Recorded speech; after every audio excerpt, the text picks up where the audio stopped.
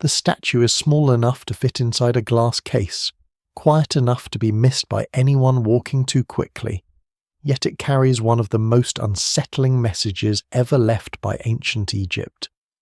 A queen sits enthroned, her body carved in pale alabaster, her face calm, her son resting on her lap. He is the king. He wears the royal headdress. In theory, the world should bend toward him, because in Egypt the pharaoh is not only a ruler, but a living point of contact between earth and the divine. Yet the eye does not go first to the king. It goes to the woman holding him. She is larger. The young king is sheltered by her body, framed by her authority, almost carried into kingship by her presence. In a civilization that carved hierarchy into stone, scale is never accidental. Someone wanted this queen to look not secondary, not decorative, not hidden behind the throne, but necessary to the throne itself. That is where the mystery of Egypt's queens begins, not in perfume, gold, or romance, but in power carefully disguised as ritual. For thousands of years, the public image of ancient Egypt appears to revolve around kings. Their names fill temple walls, their statues stand at colossal scale, their cartouches are buried in tombs and repeated so often that stone itself seems to chant their authority. But just behind that visible surface, and sometimes directly within it, stand women whose roles are harder to measure and easier to misunderstand. They are royal wives, kings' mothers, priestesses, regents, diplomats, estate owners, temple patrons, and, in rare but astonishing moments, kings in their own right. Their power can appear as a hand resting on a young ruler's shoulder, as a name inside a sacred oval, as a temple wall later attacked by chisels, or as a tomb that has not yet been found. Before we go deeper, take a moment to like the video and subscribe, if this is the kind of history and mystery you enjoy. The story ahead is not only about famous names, it is about a hidden architecture of authority, a system in which beauty can be political, motherhood can be divine, silence can be evidence, and disappearance can sometimes say as much as survival. The familiar image of an Egyptian queen is often dangerously simple, a woman beside a pharaoh, draped in linen, lined in kohl, glittering beneath a painted palace ceiling. That image is not false, but it is incomplete. Royal women lived inside a world where appearance, bloodline, fertility, religion, diplomacy, and political strategy were bound together tightly. A queen's wig, crown, necklace, and posture were not merely fashion. They were a language. A vulture headdress could link her with protective goddesses, even beauty itself. The smooth skin and perfect symmetry of the carved face was not merely an ancient ideal, it was order made visible. Egypt called that order Mat. The word can be translated in many ways, but none quite captures its full force. It means truth, balance, justice, cosmic harmony, the right arrangement of things. Every pharaoh claims to defend it. Every temple ritual renews it. Queens are part of this sacred machinery. Their bodies and titles help connect the king with creation, rebirth, motherhood, divine protection, and legitimate succession. In some periods, their importance is open and splendid. In others, it almost vanishes from the record, leaving scholars to debate whether women lost influence, whether their images were replaced by goddesses, or whether the evidence simply failed to survive. Egypt's queens are not missing because they did nothing. They are often missing because history has preserved them badly. The Nile Valley itself helps explain why queenship mattered so deeply.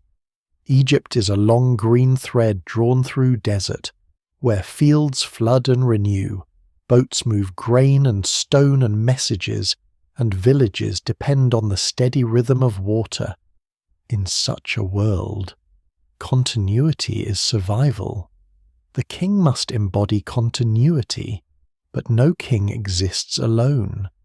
He must be born from a royal body, linked to a royal house, protected by divine mothers, and anchored in a lineage that reaches backward toward the gods and forward toward heirs not yet crowned. A queen stands at that crossing point. She is both person and symbol, both woman and institution. This is why some of the most intriguing queens of Egypt appear not as rebels against the system, but as masters of it. Meret-Neith, from the first dynasty, emerges from the dawn of the Egyptian state like a figure seen through heat haze. Her tomb at Abydos is monumental, placed among the earliest royal burials, and recent excavations have found evidence of lavish grave goods, including ancient wine jars and inscriptions connecting her with central offices such as the treasury. Some researchers speculate that she may have exercised authority close to that of a ruler, perhaps even standing as an early female pharaoh, but her true identity remains uncertain. What survives in the record suggests a woman of exceptional status at a time when the shape of Egyptian kingship was still being formed. More than 7 centuries later, Ankhnespepy II offers a different kind of clue. She belongs to the Old Kingdom, the age of pyramids and sun temples, when royal ideology is already old, heavy, and formal, yet her image can bend the rules. She is shown larger than the young king she protects. Her pyramid complex at Saqqara eventually reveals that her funerary world borrowed elements once associated with pharaohs, including sacred pyramid texts meant to secure transformation and divine power in the afterlife. For a queen to claim such language is not a small adjustment. It is a religious statement.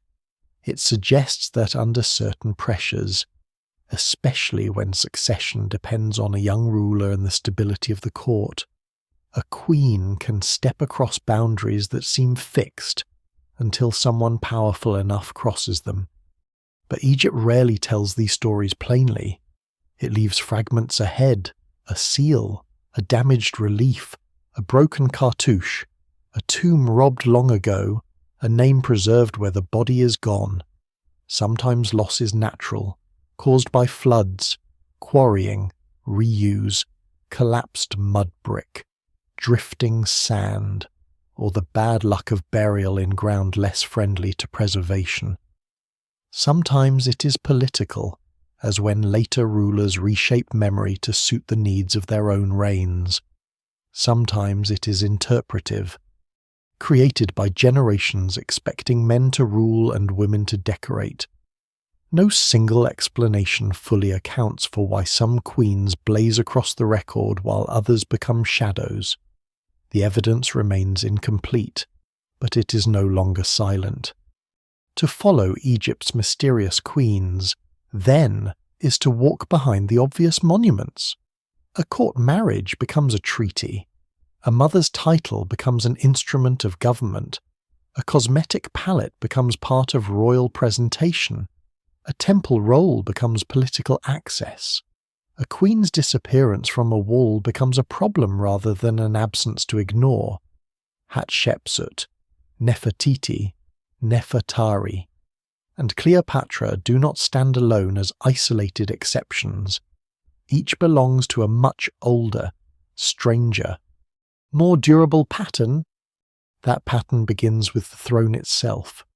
In Egypt, power is never only a crown sitting on a head. It is a network of bodies, names, rituals, estates, priests, craftsmen, scribes, mothers, daughters, and memories. The king may stand at the center of the official image, but the center is held in place by forces that are often deliberately half-hidden. Queens guard bloodlines. They carry dynastic legitimacy. They appear in temple rites that renew divine order. They manage estates and households that feed the machinery of rule. They bind provinces to the palace, and sometimes they bind Egypt to foreign courts. When crisis comes, they can become the bridge between one reign and the next. The queens of Egypt stand behind the throne, beside it, beneath it, and on rare occasions directly upon it. Their secrets are not all buried in undiscovered tombs. Some are already in plain sight, carved into the rules of Egyptian art, hidden inside titles, preserved in temple dust, and waiting in the spaces where the official story becomes too smooth. To understand why an Egyptian queen can carry so much hidden force, it is necessary to begin not in the palace, but at the river. The Nile does not simply pass through ancient Egypt, it creates it, measures it, feeds it, threatens it, and teaches its people to think in cycles. Every year, the flood rises from far beyond Egypt's southern horizon, spreading dark silt across the fields, erasing boundaries and then allowing them to be drawn again. When the waters withdraw, the land is reborn. Grain pushes up through black soil, boats move along the current, temples receive offerings from farms that would not exist without the inundation. The desert waits on either side, bright, dry, and absolute, while the river valley remains narrow, green, and alive. In such a landscape, survival depends on rhythm, and power depends on convincing people that the rhythm will continue. That is why Egyptian kingship is never merely political. A ruler who fails is not only a bad administrator, he becomes a danger to the balance of the world. Flood, harvest, temple ritual, military defense, justice, and cosmic order all fold into the same idea.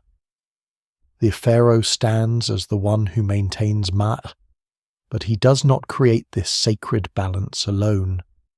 Around him gathers a web of divine images, ritual roles, family relationships, and court institutions.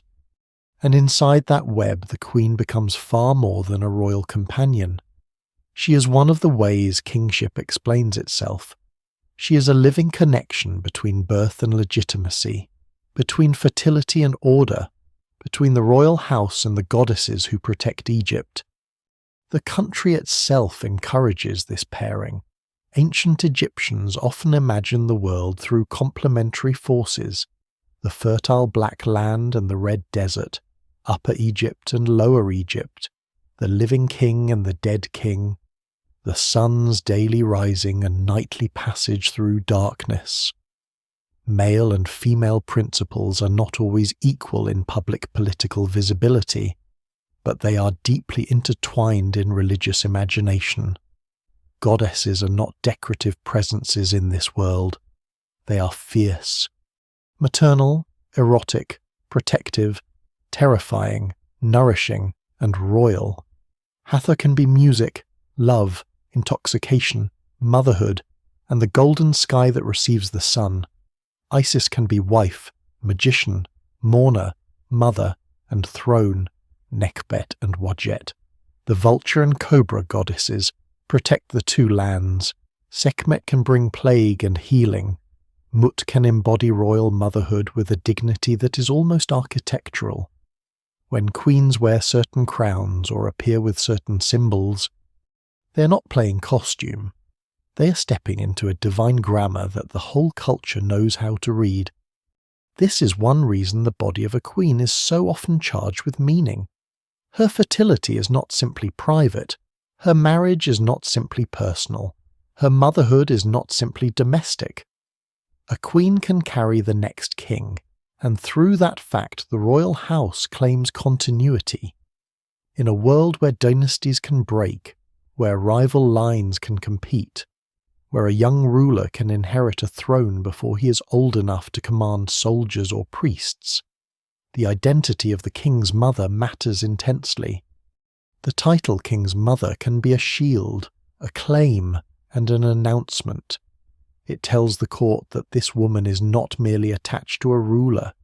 She is the source through which kingship has passed into the present. Yet the power of queenship does not depend only on childbirth. The evidence remains incomplete, and Egypt changes over 3,000 years.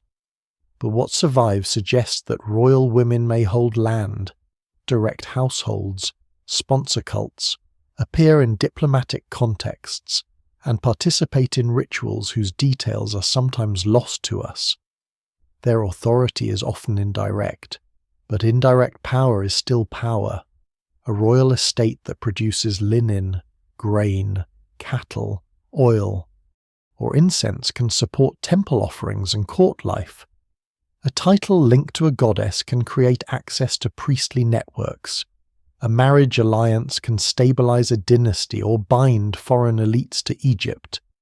A queen's presence in art can declare that the royal family is whole, fertile, legitimate, and protected by the gods. This sacred and political language becomes especially visible in crowns. Egyptian crowns are never casual ornaments. A queen may wear the vulture headdress, wrapping her head in the wings of a protective goddess. She may wear tall plumes, cow horns, a sun disk, uri, or combinations that link her to Hathor, Isis, or other divine forms. The image can look serene to modern eyes, but it is dense with meaning. A cobra at the brow threatens enemies. A vulture spreads maternal protection. Cow horns and solar discs suggest celestial motherhood and divine radiance. Even when the queen stands quietly beside the king, the symbols around her may be doing powerful work.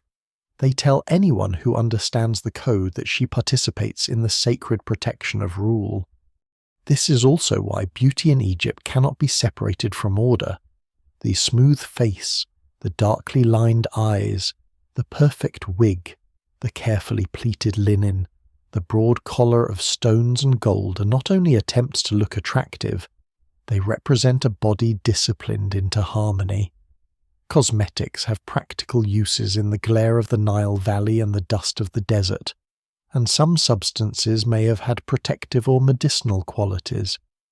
But on royal bodies they also become signs of refinement and ritual readiness. Kohl around the eyes sharpens the gaze and invokes a certain divine intensity. Scented oils and unguents mark status, purity, and luxury. Jewelry displays access to mines, workshops, trade routes, and skilled labour. The Queen's beauty is not a soft escape from politics. It is politics translated into skin, stone, and gold. The Nile makes this possible because it feeds surplus, and surplus feeds complexity. Without grain stores, there can be no great palace households. Without boats, there can be no easy movement of stone, incense, tribute, letters, or royal commands. Without predictable agricultural cycles, temples cannot accumulate wealth on the scale they do. The Queen's world rests on this economic foundation. Her linen comes from fields. Her perfumes depend on oils, resins, flowers, and imported aromatics. Her jewels require miners, traders, goldsmiths, and administrators. Her monuments demand quarrymen, scribes, sculptors, painters, and priests. Behind every serene royal image lies a living machinery of labour and belief. The Queen appears timeless, but she is made possible by very earthly systems. And because Egypt sits at the meeting point of Africa, the Eastern Mediterranean, the Red Sea corridors, the Sinai, Nubia, and the Near East, royal women can also become figures of diplomacy. Foreign princesses enter Egyptian courts in some periods as part of alliance networks. Egyptian queens may appear in correspondence known far beyond the Nile Valley. Royal marriage is not always romance, and often it is not meant to be. It can be a treaty written in bloodline. It can be a way to soften conflict, secure prestige, or display Egypt's status among other powers. Scholars still debate the full reach of some queens' diplomatic influence, but the broader pattern is clear enough: the royal woman is part of how states speak to one another. Still, Egypt's queens remain difficult to see because their authority rarely fits modern expectations. Many people look for power only where it resembles a throne, a crown, a decree, or a battle command. Egyptian queenship often works more subtly. It hides inside motherhood, ritual, beauty, land-holding, temple service, dynastic memory, and sacred symbolism. It can be quiet without being weak. It can be formal without being empty. It can appear secondary while holding the very conditions that allow a king to be accepted as king. The river teaches this lesson better than any monument. The Nile's flood is not always dramatic in the way a battle is dramatic. It rises, spreads, darkens the earth, withdraws, and leaves life behind. Queenship often moves in the same way through Egyptian history. It does not always announce itself with conquest. It saturates the ground from which royal power grows.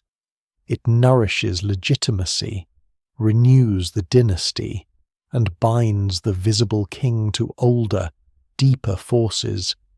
Long before the most famous queens step forward, long before Hatshepsut takes the full titles of a pharaoh or Cleopatra negotiates with Rome, the Nile has already shaped a civilization in which royal women can become vessels of order, fertility, diplomacy, and divine presence. The mystery is not that some queens became powerful. The deeper mystery is how much of that power was present from the beginning, waiting beneath the surface like water under black soil. Long before Egypt's best-known queens step into the bright light of history, other royal women already stand near the foundations of the state, half visible in tombs, seals, titles, and broken objects that refuse to explain themselves completely. Their world is older than the grand temples of Thebes, older than the painted tombs of the Valley of the Queens, older than the Amarna portraits that make Nefertiti seem almost modern. It belongs to the age when Egypt is still learning how to look like Egypt, when kingship is hardening from regional authority into sacred monarchy, and when royal women appear at crucial points in that transformation. They do not always leave long biographies. They rarely leave anything like a personal voice. What they leave is more difficult and sometimes more powerful scale, placement, ritual association, and names pressed into clay or carved into stone. One of the earlier shadows is Nefertiti, a woman from the beginning of dynastic Egypt whose tomb at Nakada is so large that early archaeologists at first assumed it must belong to a male ruler. That mistake is revealing. It shows how easily later expectations can distort ancient evidence. A monumental tomb seemed to require a king, so a king was imagined. Yet the name belongs to a royal woman, and her status appears to have been extraordinary. Scholars still debate her exact role. She may have been connected to the first kings of a unified Egypt, perhaps as a queen, a royal mother, or a regent during a delicate transfer of power. The evidence remains incomplete, but the size of her burial and the administrative ceilings associated with her suggest that from the beginning, women of the royal house could stand at the centre of political continuity. Then comes Meret-Neith, even more haunting because the clues around her are both grand and ambiguous. Her tomb at Abydos lies among the burials of First Dynasty rulers, in a cemetery that is not merely a place of death, but a statement about the birth of monarchy itself. Abydos becomes one of Egypt's great sacred landscapes, tied to royal ancestors and later to Osiris. But in these earlier centuries it already carries the atmosphere of power made permanent. Meret-Neith's burial is monumental. Her name appears in official contexts. Recent work has drawn attention to rich grave goods, including ancient wine jars, and to inscriptions that connect her with central institutions such as the treasury. These are not minor details. Wine in this context is luxury, administration, trade, ceremony, and stored wealth. A link to the treasury suggests a woman embedded in the machinery of rule, not merely placed beside it. Yet Meret-Neith remains just beyond certainty.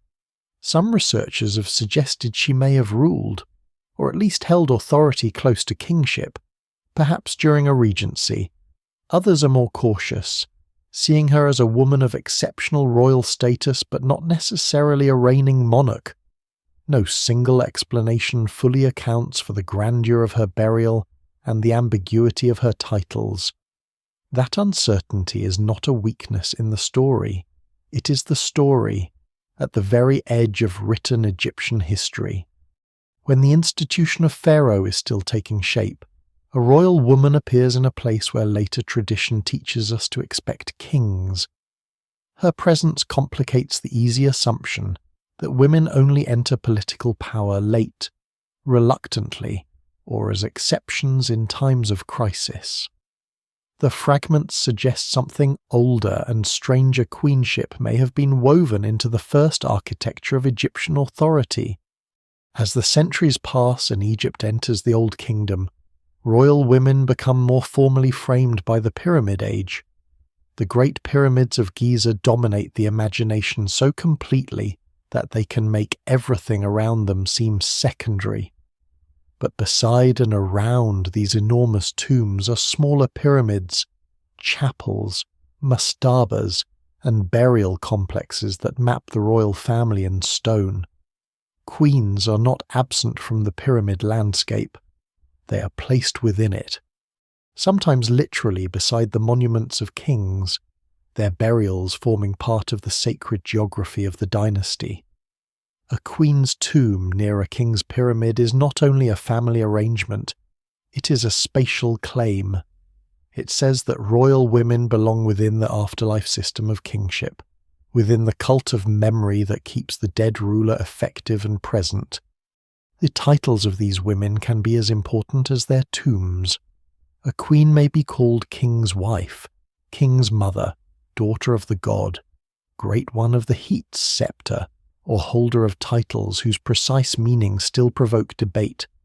Egyptian titles are not decorative labels. They are keys to status, ritual function, and access. Some may indicate real administrative authority, others may express ceremonial importance. Many likely do both in ways that modern categories divide too sharply. The difficulty is that ancient Egypt does not always separate religion from government, household from state, or symbol from power. A title that sounds ritual can carry political weight. A title that sounds familial can secure succession. A title that appears simple may become decisive when a king dies, an heir is young, or rival branches of the royal house threaten instability. Few figures show this better than Khentkus I, whose tomb at Giza is so unusual that it continues to invite debate. Her monument has sometimes been called a fourth pyramid, though that phrase can be misleading. It is a massive tomb with royal associations, positioned in one of the most symbolically charged landscapes in Egypt. Her title has been read in more than one way, either as the mother of two kings of Upper and Lower Egypt or, more provocatively, as a king of Upper and Lower Egypt and mother of a king. The difference is enormous. One reading makes her the powerful mother of rulers. The other opens the possibility that she herself held kingly status in some form. Scholars still debate the grammar and implications, and caution is necessary.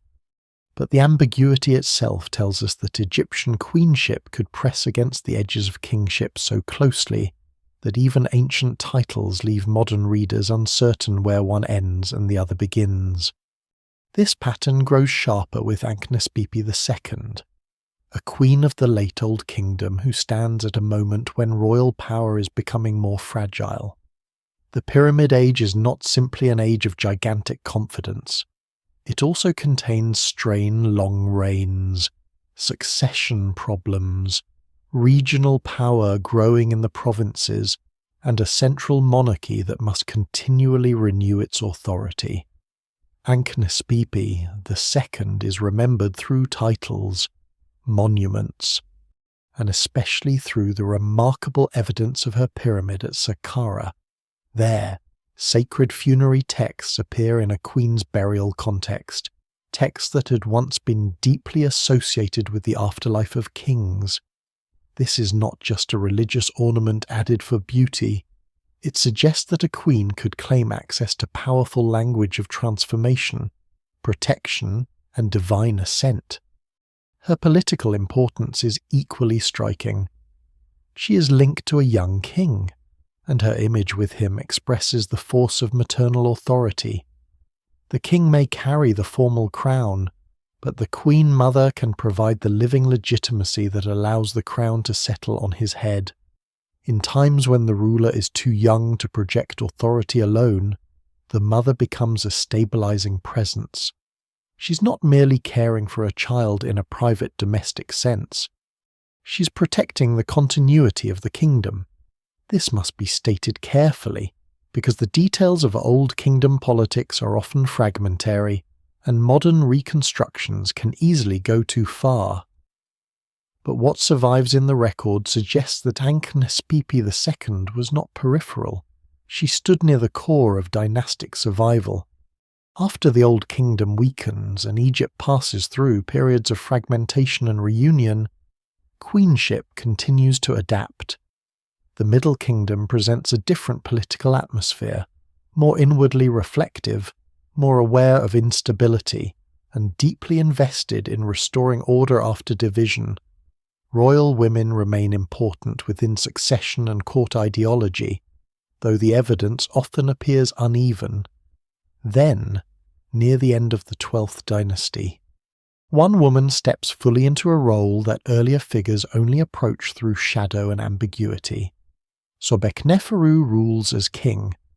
Sobekneferu is not as famous as Hatshepsut, partly because her reign is brief and her monuments survive poorly, yet she is one of the most important women in Egyptian history, because she is among the earliest securely attested female rulers to take full pharaonic status.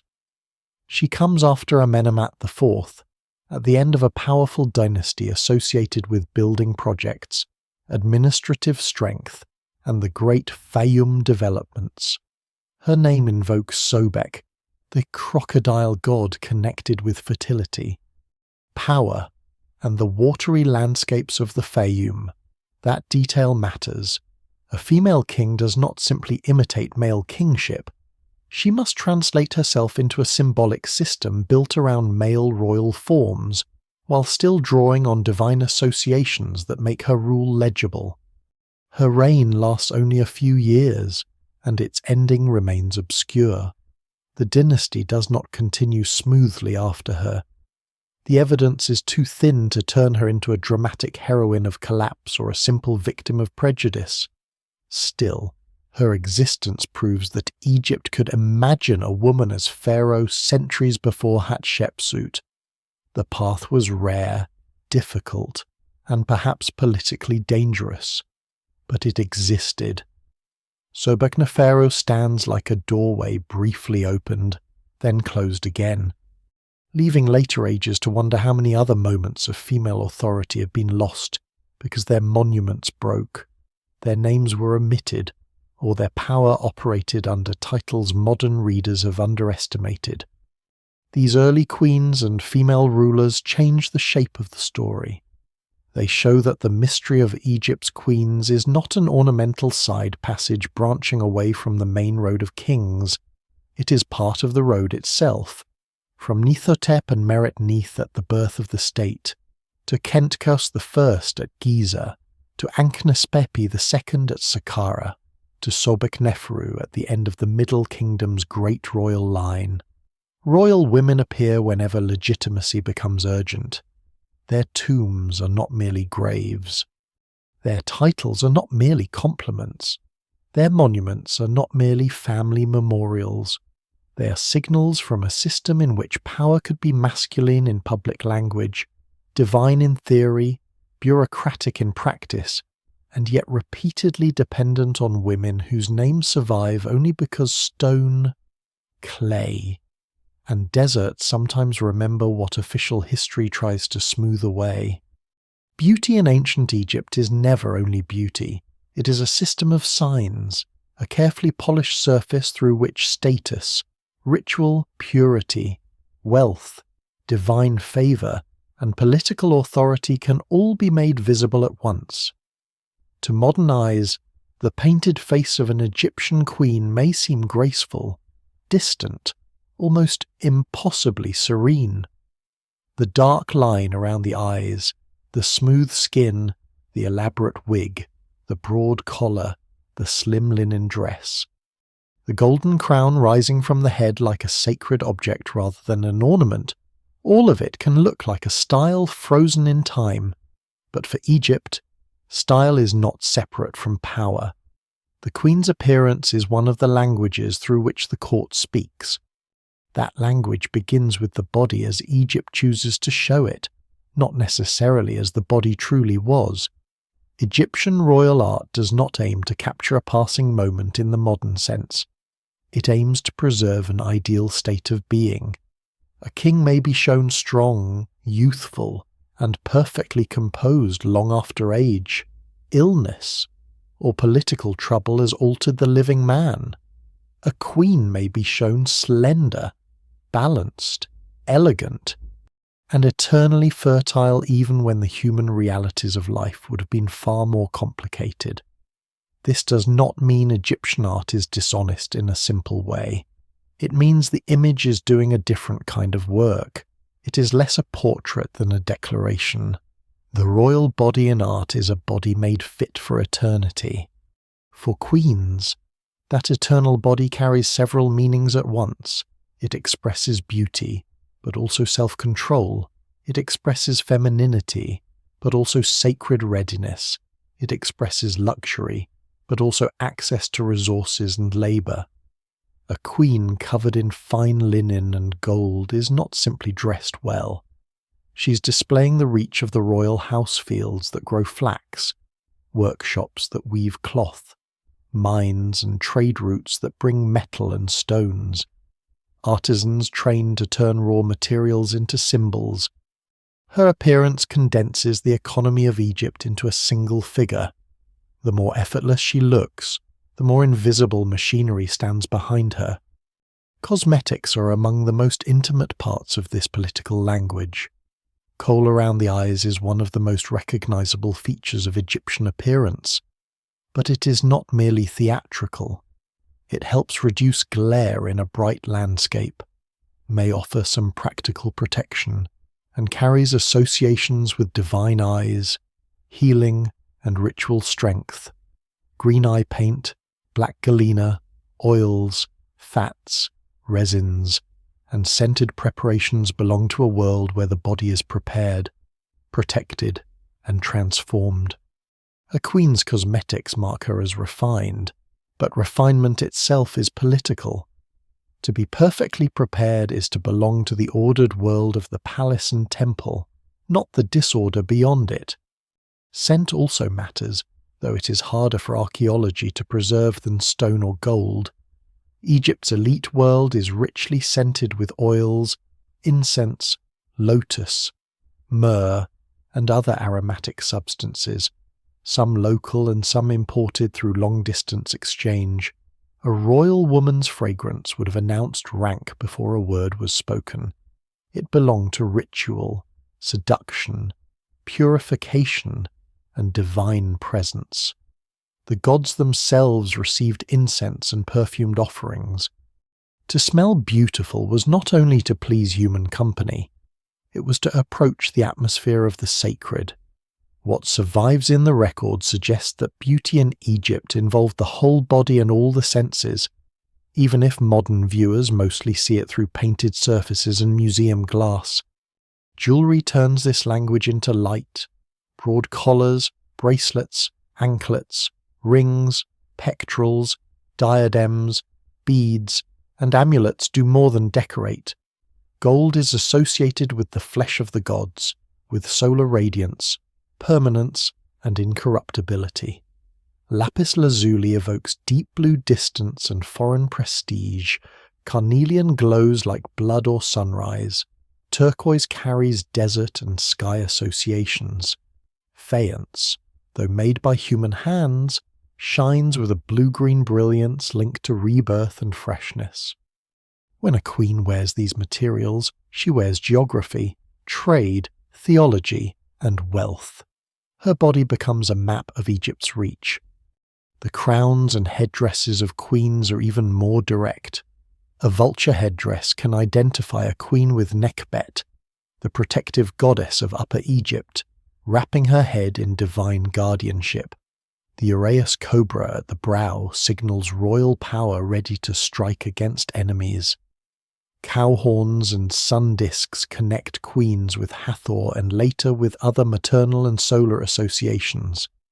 Tall plumes create vertical majesty, lifting the queen's image into the register of gods and temples. These elements can shift across periods and contexts, and scholars still debate the exact meaning of some combinations, but the general message is unmistakable. A queen's head is a sacred stage. What she wears upon it tells the viewer how to understand her relationship to protection, fertility, divinity, and rule. Clothing, too, is less simple than it appears. Egyptian linen can look spare in art, falling close to the body in clean lines. But fine linen is a luxury. Its whiteness suggests purity, its delicacy suggests status. The labour behind it is enormous: planting, harvesting, retting, spinning, weaving, washing, storing, distributing. A queen's garment may appear almost weightless, but it rests on an entire system of production. In temple scenes, that whiteness also carries ritual meaning. The body must be clean before approaching the gods. The queen's visual purity supports the larger fiction that the royal household stands closer to divine order than ordinary life does. This is why the famous beauty of Egyptian queens can be misleading if treated as personal charm alone. The idealized face of a queen does not tell us whether she was loved, feared, admired, resented, or politically skilled. It tells us how the court wanted her to be seen. It tells us what qualities the institution needed her to embody. She is calm because the state claims calm. She is symmetrical because order must be symmetrical. She is youthful because renewal must never age. She is radiant because divine kingship must shine. The evidence remains incomplete whenever we try to reach the private woman beneath the official image. But the official image itself is evidence of something powerful. It shows what queenship was required to perform. Sometimes, however, the performance changes, and when it changes, it reveals pressure beneath the surface. During the Amarna period, royal bodies become unusually elongated, intimate, and fluid in art. Queens and princesses appear with the king in scenes of family closeness beneath the rays of the Atiyen. The style is still ideological, not a simple window into private life, but it breaks many older conventions and exposes how flexible royal imagery can become when religion and politics shift. Nefertiti's later fame rests partly on the unforgettable force of her face. But that face belongs to a larger experiment in visual power. Beauty becomes part of revolution, not merely tradition. At other times, beauty becomes a means of survival across memory. Nefertari, the beloved queen of Rameses II, is preserved in one of the most beautiful tombs ever found in Egypt, where painted walls transform her into a participant in sacred eternity. Her elegance is not just romantic, it is theological. The tomb does not merely say that she was beautiful, it says that she was worthy of divine passage, worthy of ritual protection. worthy of being remembered in colour and form long after the body itself had entered the realm of the dead. In Egypt, to be beautifully represented is to be equipped for eternity. Yet there is always a tension. The more perfect the image, the harder it becomes to see the person. Queens are preserved as ideals, and ideals can conceal as much as they reveal. Behind the smooth cheeks and golden collars were real women moving through courts thick with rivalry, expectation, ceremony, and risk. Some wielded influence quietly. Some became indispensable mothers of kings. Some stepped into offices that brought them close to the divine. Some were erased. Some simply disappeared into gaps in the record. Their beauty survives because beauty was carved, painted, buried, and copied. Their thoughts mostly do not. That is the strange bargain Egypt offers its queens. It grants them eternity, but often in symbolic form. It preserves their faces while hiding their voices. It lets them shine while making us work to understand what that shine meant. A necklace, a crown, a line of coal, a linen dress, a painted smile, each can seem delicate, even ornamental, until it is read within the system that created it.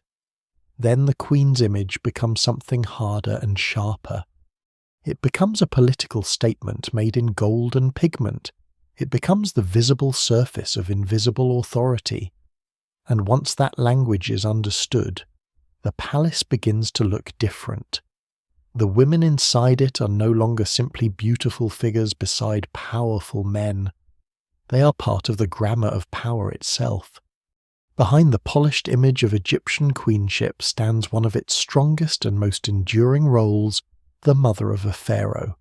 In modern imagination, royal power often appears to move from father to son in a straight, bright line, as if succession were a clean passage of crowns between men.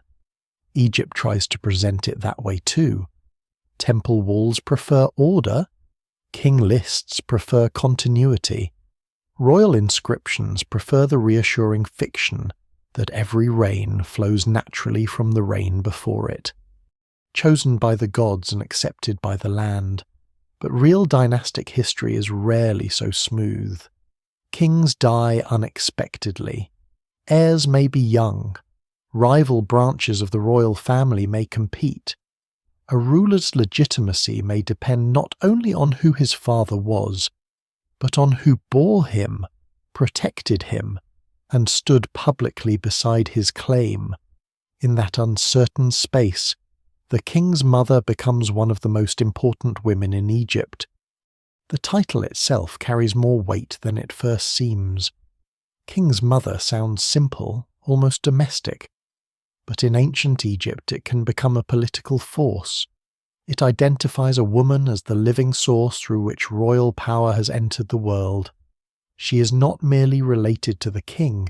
She has produced the body that carries kingship in a religious system where divine birth, royal blood, and cosmic legitimacy are intertwined. That fact matters profoundly. A queen mother can connect a new ruler to a respected predecessor, to a powerful royal house, to a revered female line, or to a godly narrative of birth and protection. What survives in the record suggests that this title could stabilize reigns, especially when the king was young or when the royal succession was delicate. This is why the earlier image of Ankhnespepy II remains so revealing. She's not powerful because she overturns the system. She's powerful because she stands exactly where the system is vulnerable. Her son's kingship needs protection, continuity, and sacred reinforcement, and her image supplies it. The young king appears with the crown, but she appears as the structure around him, her scale, her titles, and the sacred texts in her funerary world all point to a queen mother who occupies more than a sentimental role. Scholars still debate the full extent of her political authority, because Old Kingdom evidence is fragmentary, and court realities are often hidden behind ceremonial language. Yet even with caution, the implication is clear. Motherhood at the royal level is not private. It is dynastic architecture. The power of the Queen Mother becomes especially vivid during moments of national crisis. Near the end of the Second Intermediate Period, when Egypt is divided and foreign Hyksos rulers hold power in the north, royal women of the Theban line appear as guardians of continuity in the south. Tetisheri, Ahotep, and Amos Nefertari stand at the edge between fragmentation and reunification, and later memory treats them with unusual reverence.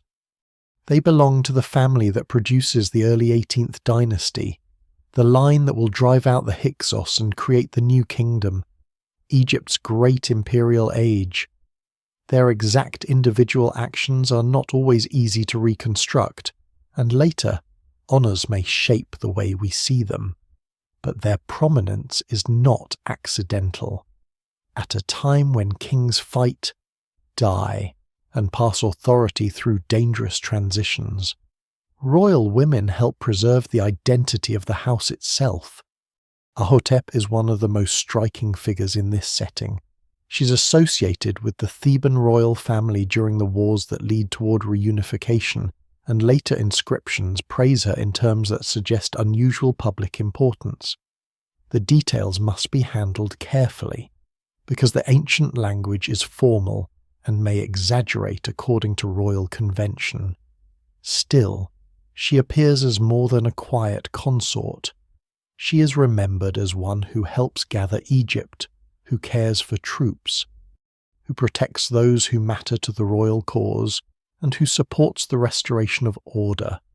Whether every phrase reflects literal command or ceremonial praise, the image is powerful. A queen mother can be imagined as a defender of the realm, not because she abandons her feminine role, but because royal motherhood itself becomes a form of national protection. Amos Nefertari, following this world of conflict and reunification, turns queenly power into something even longer lasting. She is wife of Amos I, mother of Amenhotep I, and one of the most venerated royal women in Egyptian history. Her influence appears in religious offices, monuments, and later cultic memory. She becomes not only a queen of her own time, but a sacred ancestor honoured for generations, especially in the Theban region. Her image survives in dark painted form in later contexts, sometimes reflecting theological and symbolic meanings rather than ordinary skin tone, and she becomes associated with protection, rebirth, and royal continuity. The evidence remains incomplete in many practical details of her life, but her afterlife in Egyptian memory is unmistakable. Few queens become so deeply woven into the sacred imagination of later communities. Here the Queen Mother begins to blur with the Divine Mother. Egypt's gods had already prepared the pattern. Isis protects Horus after the death of Osiris.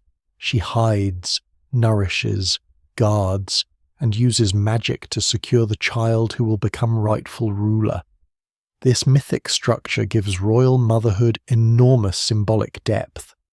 The king as Horus requires a mother figure who can be associated directly or indirectly with Isis, Hathor, Mut, or other divine maternal powers. In temple reliefs and royal ideology, the mother does not merely give birth, she guards legitimacy against chaos. She helps the rightful ruler emerge from danger into kingship. The human queen mother stands in the shadow of that myth, and sometimes in its light. This does not mean that every king's mother governed from behind the scenes or controlled policy. That would be too simple, and the evidence does not support such a sweeping claim. Some queen mothers were probably central to court politics. Others may have held more ceremonial importance than practical authority. Some are well attested, others barely known. Their power varied by period, personality, dynastic need, and the age or weakness of the king. but the role itself was always potentially charged. It could become decisive when the line of succession was unclear. It could strengthen a ruler whose father's claim was imperfect. It could bind a new reign to a revered past. It could allow a woman to exercise influence without needing to appear as a king. The palace setting makes this influence even harder to see. Ancient Egyptian government is not a modern state with neat divisions between official office, family life, religion, and household economy. The royal household is political. Access to the king matters. Control over estates matters. Relationships with priests, scribes, military elites, and other royal women matter. A queen mother living within or near the court could shape decisions through proximity, patronage, ritual role, and the authority of age. These forms of influence rarely leave records as direct as decrees, but absence of evidence is not evidence of absence. Much of ancient power is exercised in rooms that do not preserve their conversations. At the same time, queen mothers could also be dangerous figures to later memory. If their influence became too strongly associated with a contested reign, a failed succession, or an unpopular faction, their images and titles might be neglected, reduced, or reinterpreted. Egypt is famous for preserving the dead, but it is also skilled at managing memory. Names can be omitted, monuments can be reused, genealogies can be simplified. A mother who once mattered intensely in a palace crisis may survive only as a title on a broken object. No single explanation fully accounts for these silences. Some are accidental, some are political, some are the result of modern discovery still being incomplete. The Queen Mother therefore stands at one of the most revealing intersections in Egyptian history. She is intimate and public, biological and symbolic, human and divine, visible and hidden. Through her, kingship becomes flesh. Through her, a dynasty can survive a weak moment. Through her, the ideology of order enters the dangerous reality of succession. Before Hatshepsut openly claims the full status of pharaoh, before Tiye writes herself into international politics, before Nefertiti becomes the radiant face of a religious revolution, the Queen Mother has already shown how far female authority can reach without always needing to announce itself. In Egypt, the throne is never occupied by one body alone. Behind it stands the woman who made the king possible, and sometimes that is the most powerful position of all. If the Queen Mother shows how royal bloodline can become political force, the palace shows how that force is maintained every day. Ancient queens do not live only in the world of crowns, temple reliefs, and eternal images. They live within households, estates, workshops, storerooms, weaving rooms, gardens, kitchens, scribal offices, chapels, and corridors of access. The royal court is not a single glittering room where a king gives commands while everyone else waits in silence. It is a machine. Vast and human, built from administrators, priests, guards, servants, artisans, musicians, physicians, messengers, estate managers, and women whose titles can be difficult to translate into modern terms. Somewhere inside this machine, queenship becomes practical. It has budgets, staff, land, products, rituals, schedules, and political consequences. One of the most misunderstood parts of this world is the so-called harem.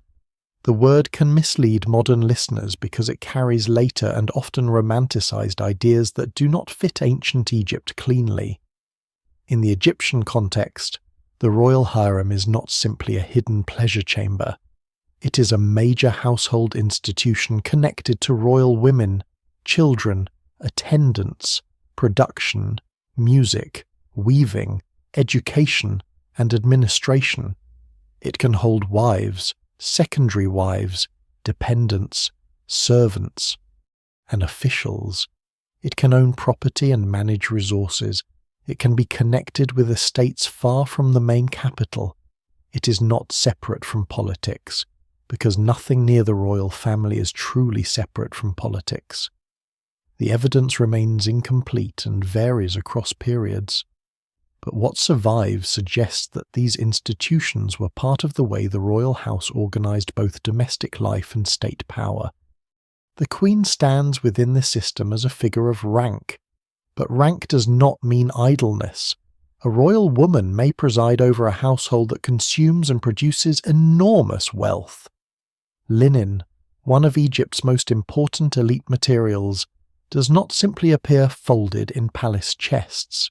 It is spun, woven, inspected, stored, and distributed through organized labor. Food offerings for temples and funerary cults must be supplied.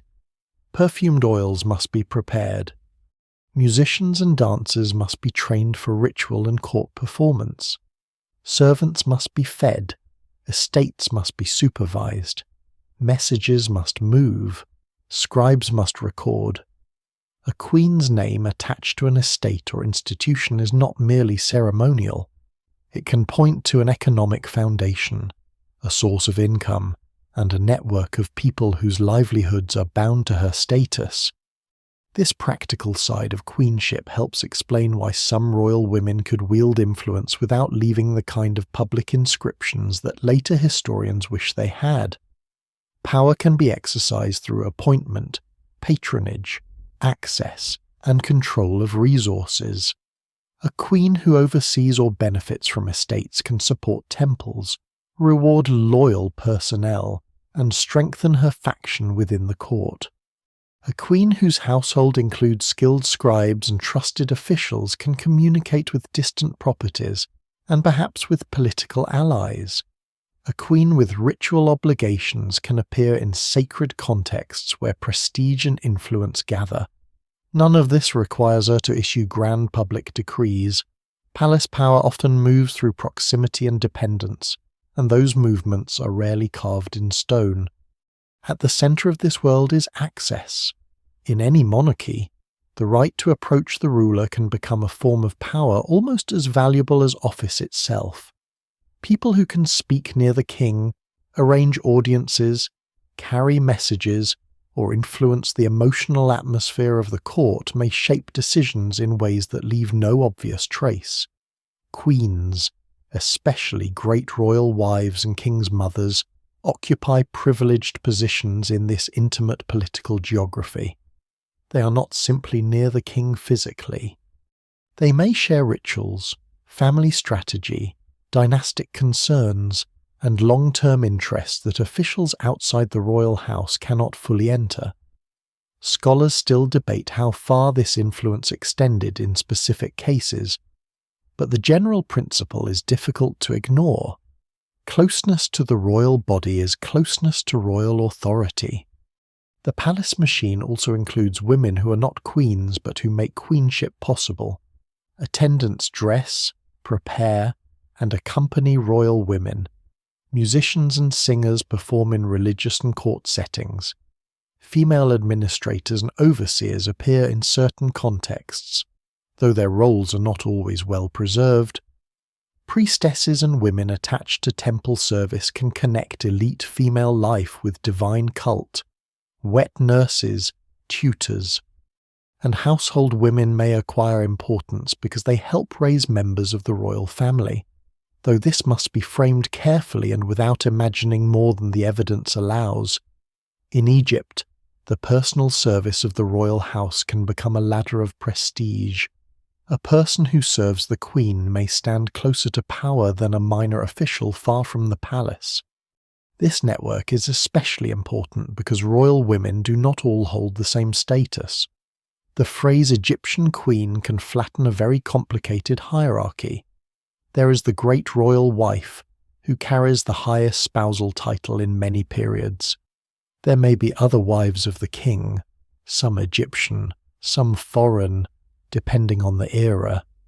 There are king's daughters, king's sisters, king's mothers, and women with religious titles that may give them independent prestige. There are foreign princesses brought into Egypt as part of diplomatic marriages, who may hold rank but not necessarily the same ritual importance as an Egyptian great royal wife. There are widowed queens, regents, and women whose influence rises or falls with the fortunes of their sons. The palace is not a peaceful sisterhood of equal figures. It is a hierarchy, and like all hierarchies, it can generate competition. Competition becomes most dangerous when succession is uncertain. A king may have sons by different wives. The identity of the heir may depend on maternal rank, political support, priestly approval, or court faction. In such circumstances, the women of the palace are not background figures. They are connected to rival futures. A mother's position can shape a son's claim. A queen's lineage can strengthen legitimacy. A foreign wife may carry diplomatic value but not necessarily succession advantage. A royal daughter may become essential if the dynasty needs continuity through female blood. The evidence for individual court struggles often survives only in fragments, and later official narratives smooth over the conflict, but the structure itself makes tension almost inevitable. Egyptian history preserves occasional glimpses of palace conspiracy, reminding us that the royal household could be dangerous. The most famous example comes much later, during the reign of Ramesses III, when a conspiracy associated with the royal harem aimed at succession and involved people close to the palace. The details belong to a specific time and should not be projected carelessly backward onto every royal household. Still, the case is revealing because it shows that domestic institutions were not politically harmless. The harem could be a place of production, ceremony, and elite residence, but it could also become a stage for ambition when the future of the throne was at stake. No single example explains all of Egyptian queenship, but it punctures the fantasy of the palace as merely decorative.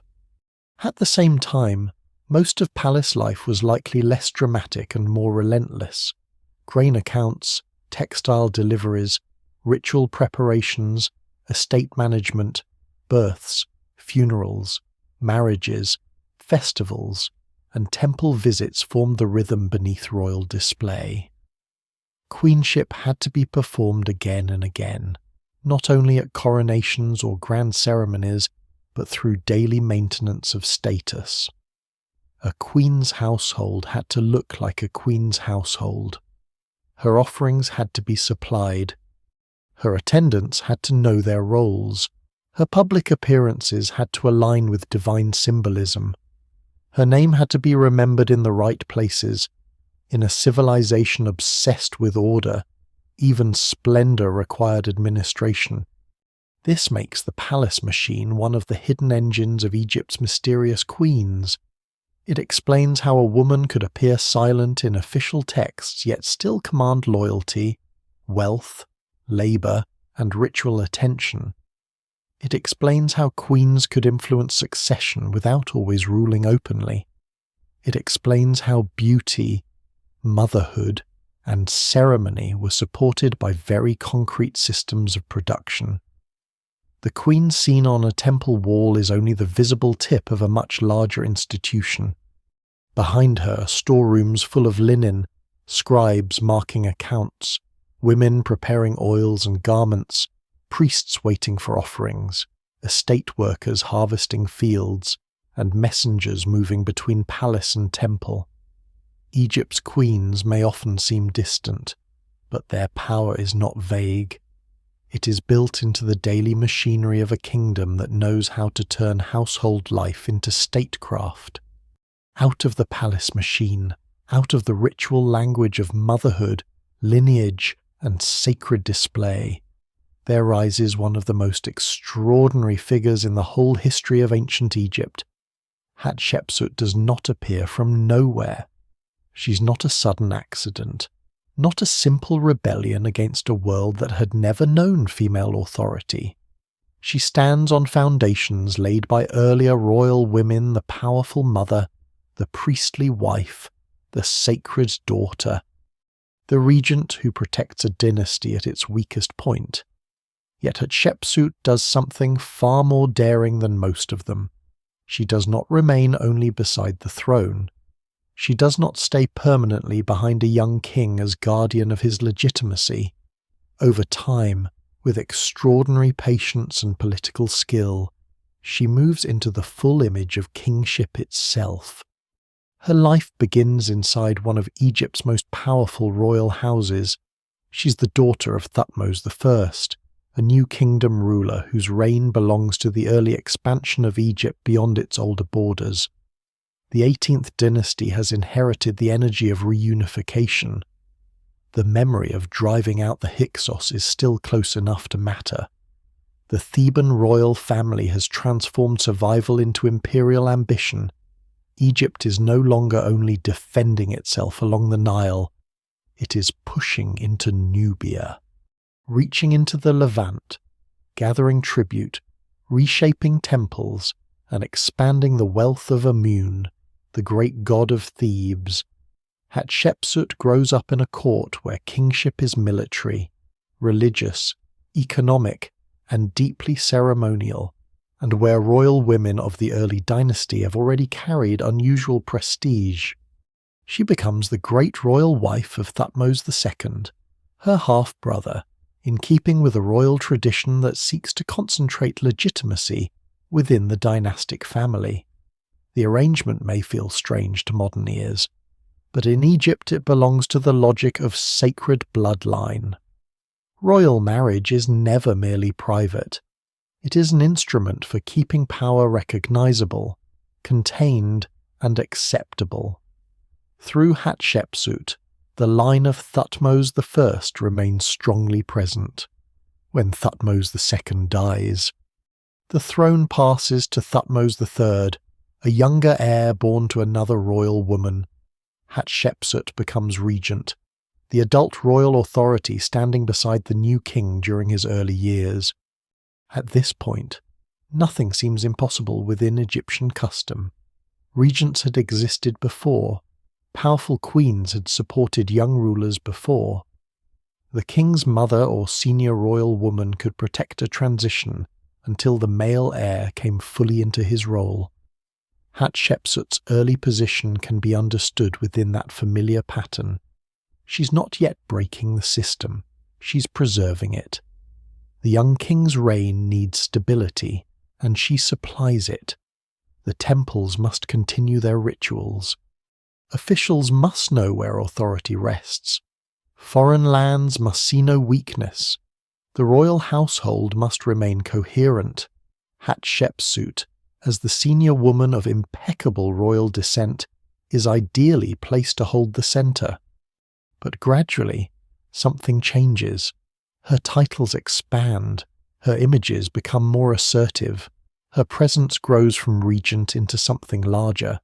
She begins to appear not only as a queen acting for a king, but as a ruler who possesses kingly authority. Eventually she takes the full titulary of a pharaoh. She becomes Matkare Hatshepsut, a female king, in a system whose language of kingship is overwhelmingly masculine. This transformation is one of the most fascinating political maneuvers in ancient history, because it is not presented as a crude seizure of power. Hatshepsut does not claim that Egypt's traditions are wrong. She claims that tradition itself supports her. That is the genius of her rule. She understands that in Egypt, legitimacy must be made visible through old forms. A ruler cannot simply say that power belongs to her. Power must be ritualized, carved, repeated, and anchored in the gods. Hatshepsut's monuments therefore work like arguments in stone. They stress her royal birth. They connect her to her father.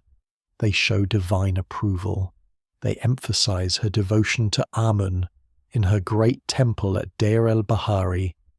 The story of her divine birth becomes one of the most striking statements of her right to rule. The god Amun is shown as the ultimate source of her kingship, shaping her identity before birth and presenting her reign as part of cosmic design. The message is clear. Hatshepsut does not stand outside Mut.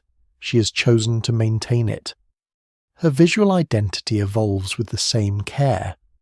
In some images, she appears in feminine form, with the dress and body conventions of a royal woman.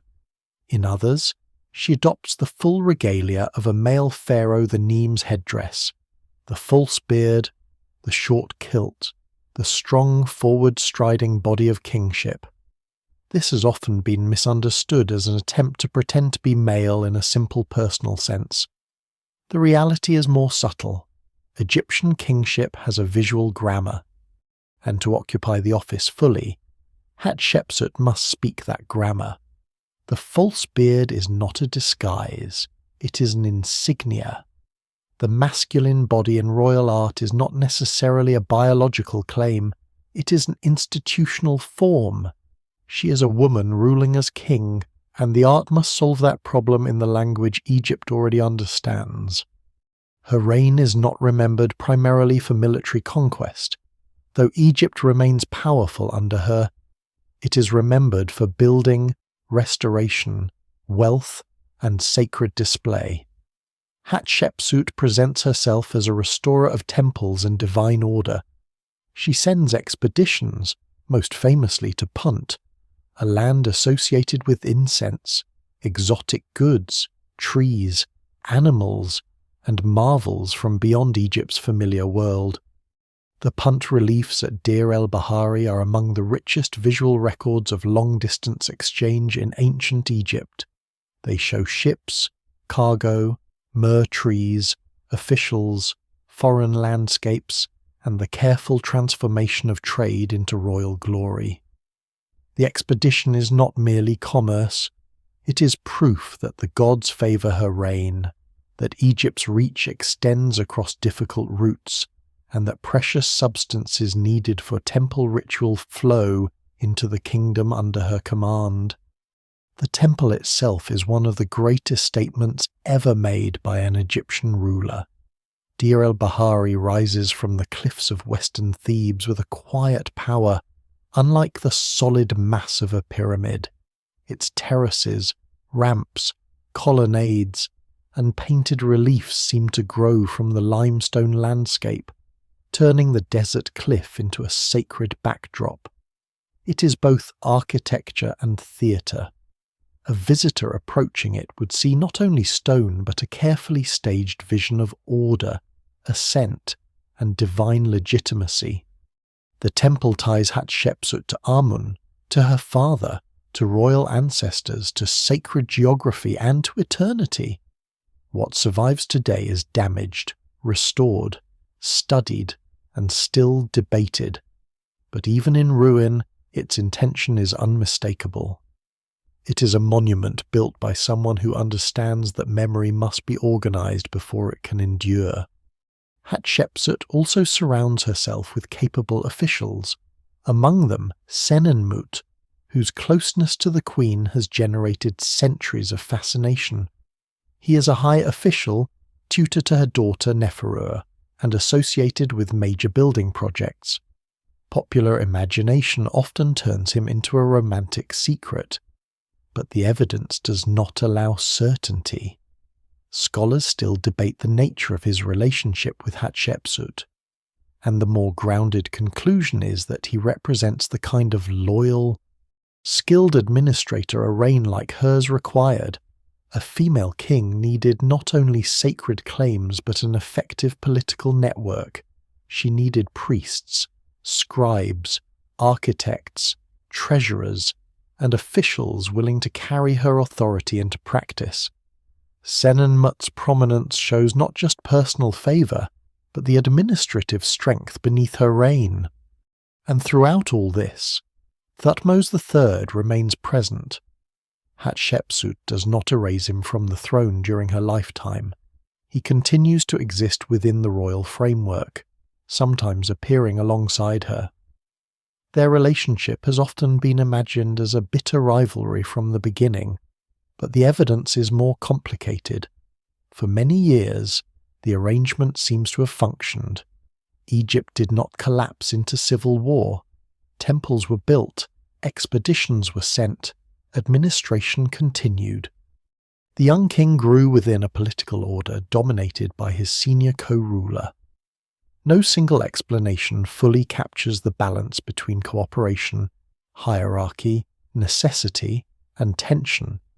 What survives suggests a remarkable experiment, a dynasty held together by allowing a woman to become king, while the male heir remained part of the royal future. Hatshepsut's reign matters because it shows how flexible Egyptian kingship could be when handled by someone fluent in its deepest rules. She does not overthrow the sacred order. She inhabits it so completely that it makes room for her. She turns royal daughterhood, queenly rank, regency, divine birth, temple patronage, and visual symbolism into a single argument. She becomes the king Egypt didn't expect, yet the king Egypt could understand. In her lifetime, stone accepts her, Amun accepts her. Officials serve her, expeditions move in her name, temples rise for her eternity. The mystery is not simply that Hatshepsut took power. The deeper mystery is how successfully she made that power look ancient, sacred, and inevitable. For a long time, the most famous part of Hatshepsut's story was not her reign, but the damage done to it. Her temple still stands against the cliffs of Deir el-Bahari, elegant and severe, yet many of her images were attacked. Her names were chiselled away. Her statues were broken, buried, or hidden in pits. On some walls, the figure that once carried her identity was altered or removed, as if later hands tried to make the stone forget that Egypt had once accepted a woman as king.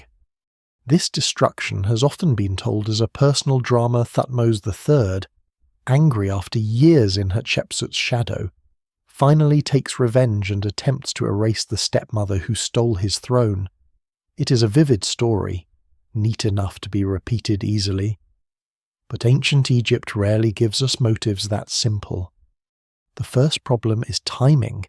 The attacks on Hatshepsut's memory do not appear to have begun immediately after her death.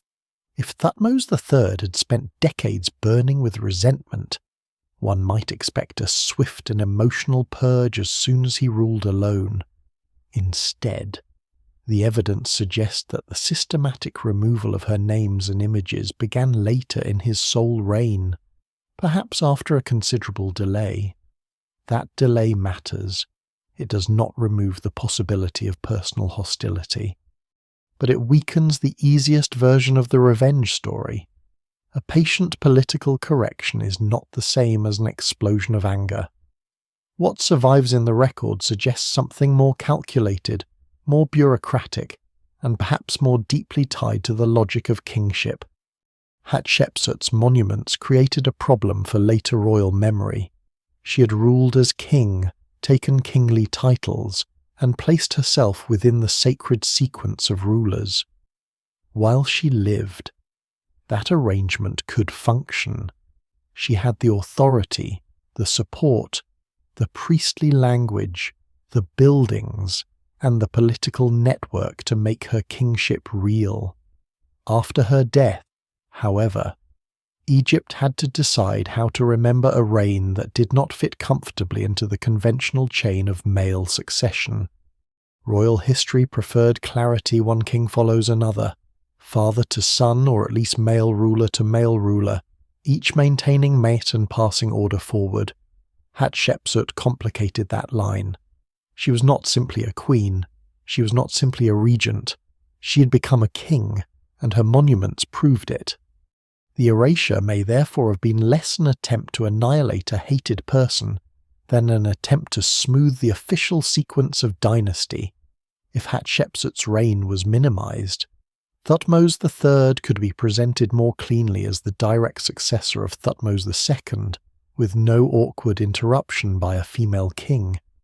This would strengthen the royal line that followed him, especially the claims of his son Amenhotep II. A dynasty is not only a family, it is a narrative of legitimacy.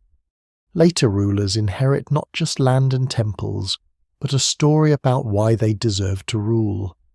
If that story contains a politically unusual reign, especially one that might raise uncomfortable questions about inheritance, power, and precedent, the temptation to edit it can be strong. Yet the editing was not complete, and that is one of the strangest details. Hatshepsut was not erased from every possible surface. Her temple was not demolished to the ground. Her obelisk still stood, though some parts were concealed or altered. Her memory was attacked selectively, especially where her identity as king was most visible. This selectivity suggests that the goal was not simply destruction for destruction's sake. It was correction. The stone was being taught a new version of the past. The queen could perhaps remain in some context, but the king Hatshepsut had to be reduced, hidden, or transformed. Egypt did not always need to destroy a memory completely. Sometimes it only needed to make that memory harder to read.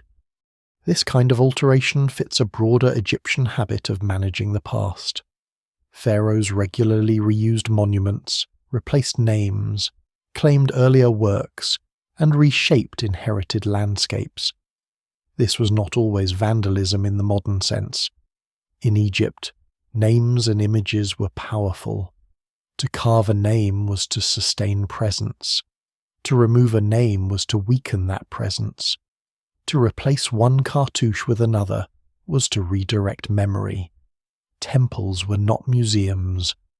They were living religious and political spaces, constantly interpreted by those who controlled them.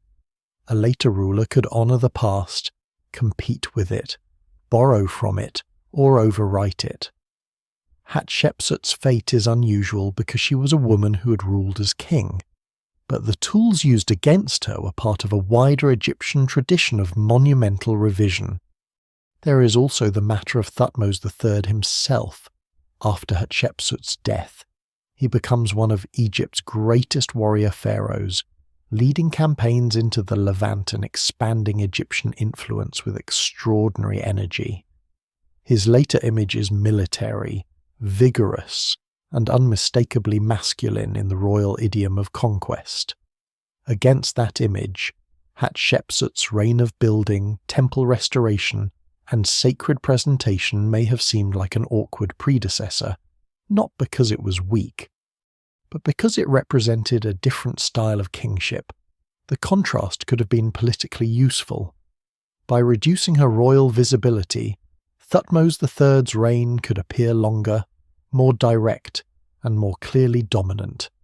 No single explanation fully accounts for the erasure, but dynastic self-fashioning fits the evidence more comfortably than simple hatred alone. Still, it would be too clean to remove emotion entirely. Courts are human places. Hatshepsut had overshadowed Thutmose III for years, even if he was not imprisoned or powerless in the exaggerated way older stories sometimes imagined. He grew into adulthood while another person, a woman with senior royal blood and immense institutional support, occupied the central image of kingship. Whether he resented her personally cannot be proved. The evidence remains incomplete. But the political reality must have shaped him.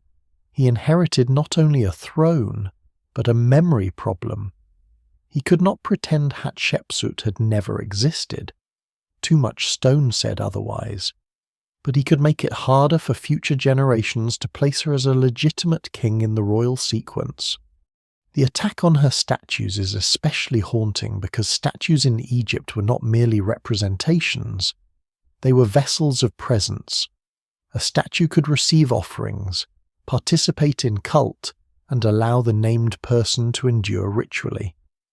Breaking a statue was not only damaging art, it was damaging a channel through which memory and offering could pass. when Hatshepsut's statues were smashed and buried. Something more than political editing may have been taking place. It may have been an attempt to neutralize the continuing force of her royal identity. Yet even buried statues can survive.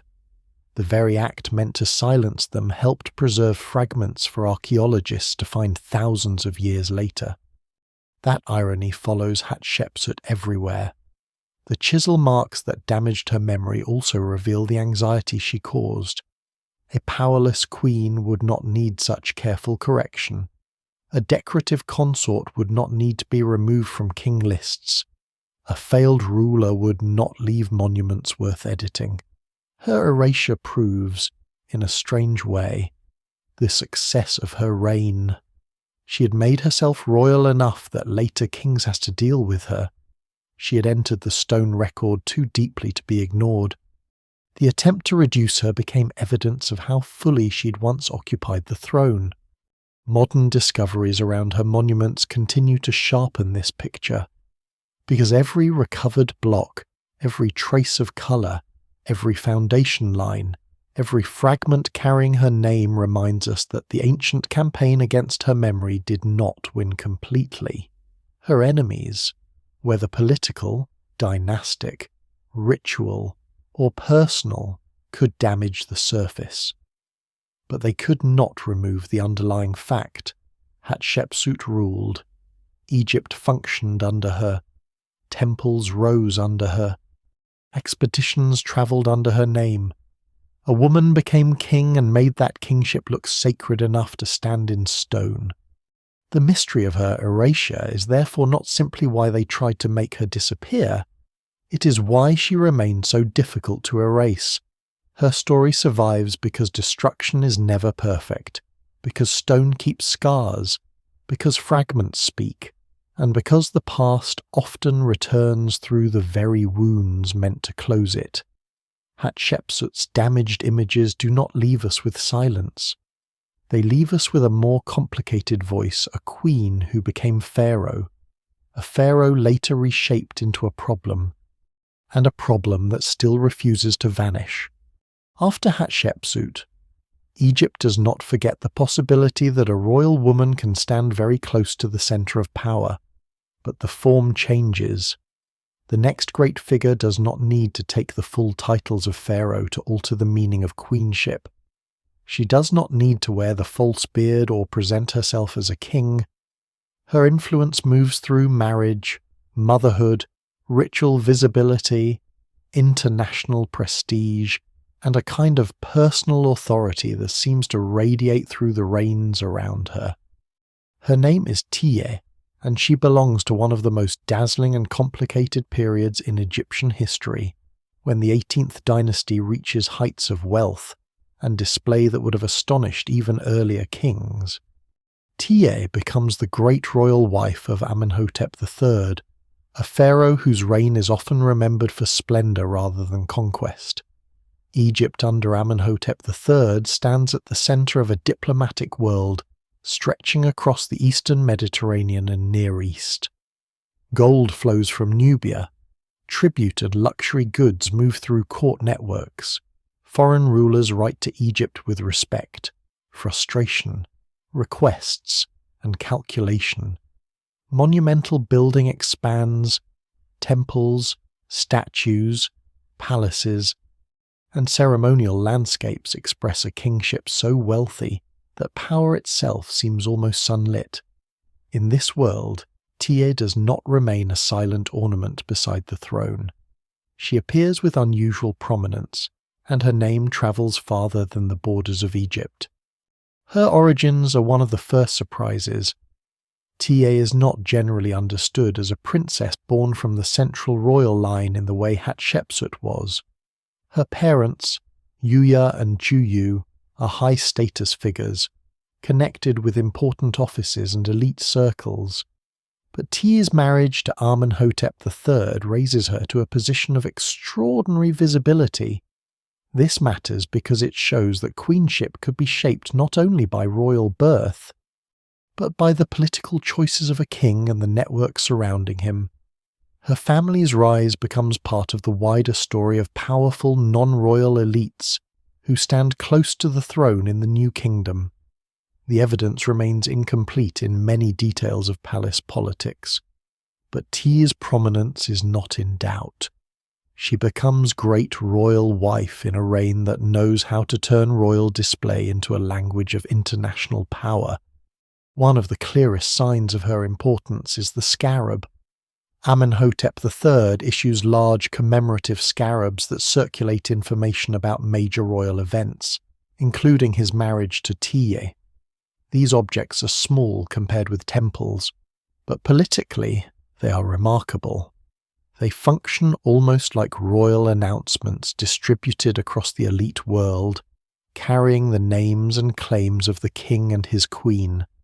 Tiye's name appears not as an afterthought, but as part of the message. Her identity is broadcast. Her role is made official. In a culture where visibility is power and where names carry presence, this public naming matters deeply. Tiye also appears in monumental art with a scale and dignity that would have been difficult to ignore. In some representations, she sits beside Amenhotep III in a way that emphasizes partnership in royal ideology. Though always within the framework of kingship centered on the pharaoh, she is not replacing him. She is intensifying the royal image. The king's magnificence is made fuller by the queen beside him, and her presence helps project stability, fertility, divine favor, and dynastic strength. Yet Tiye's visual prominence goes beyond conventional support.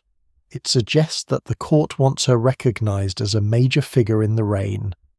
The most unusual evidence for Tiye's international significance comes from the diplomatic letters known from the Amarna archive. These clay tablets, written in Akkadian cuneiform, preserve correspondence between Egypt and other powers of the late Bronze Age world. They belong mostly to the reigns around Amenhotep III and Akhenaten, and they reveal a world of kings calling one another brother while bargaining sharply over gold, marriages, gifts, loyalty, and prestige. In this archive, Tiye is not invisible. Foreign rulers know her name.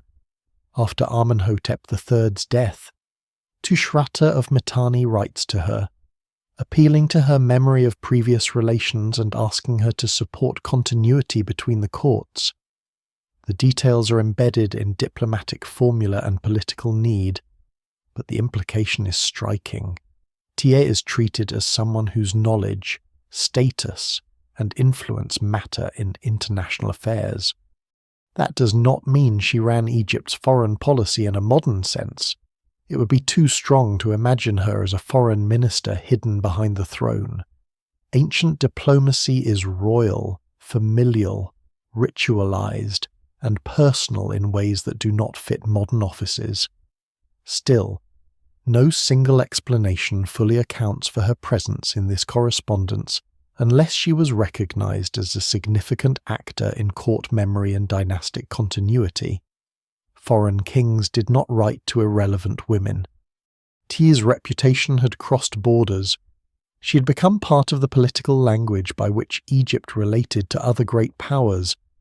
Her motherhood adds another layer because Tiye is the mother of Amenhotep IV, the king who becomes Akhenaten. Through her, the story of queenship moves toward one of Egypt's strangest turning points. Tiye belongs to the old brilliance of Amenhotep III's court, yet she also survives into the early world of religious upheaval that her son creates. She appears in Amarna contexts, suggesting that her status endured even as the visual and theological language of kingship began to change around her. The mother of the revolutionary king is not erased by the revolution. She remains present, dignified, and perhaps useful as a living bridge between the magnificent old reign and the unsettling new one. The transition from Amenhotep III to Akhenaten is still debated in many details. Scholars continue to discuss whether there was a co-regency between father and son, how long it may have lasted if it existed, and how the shift toward a ten-focused religion developed.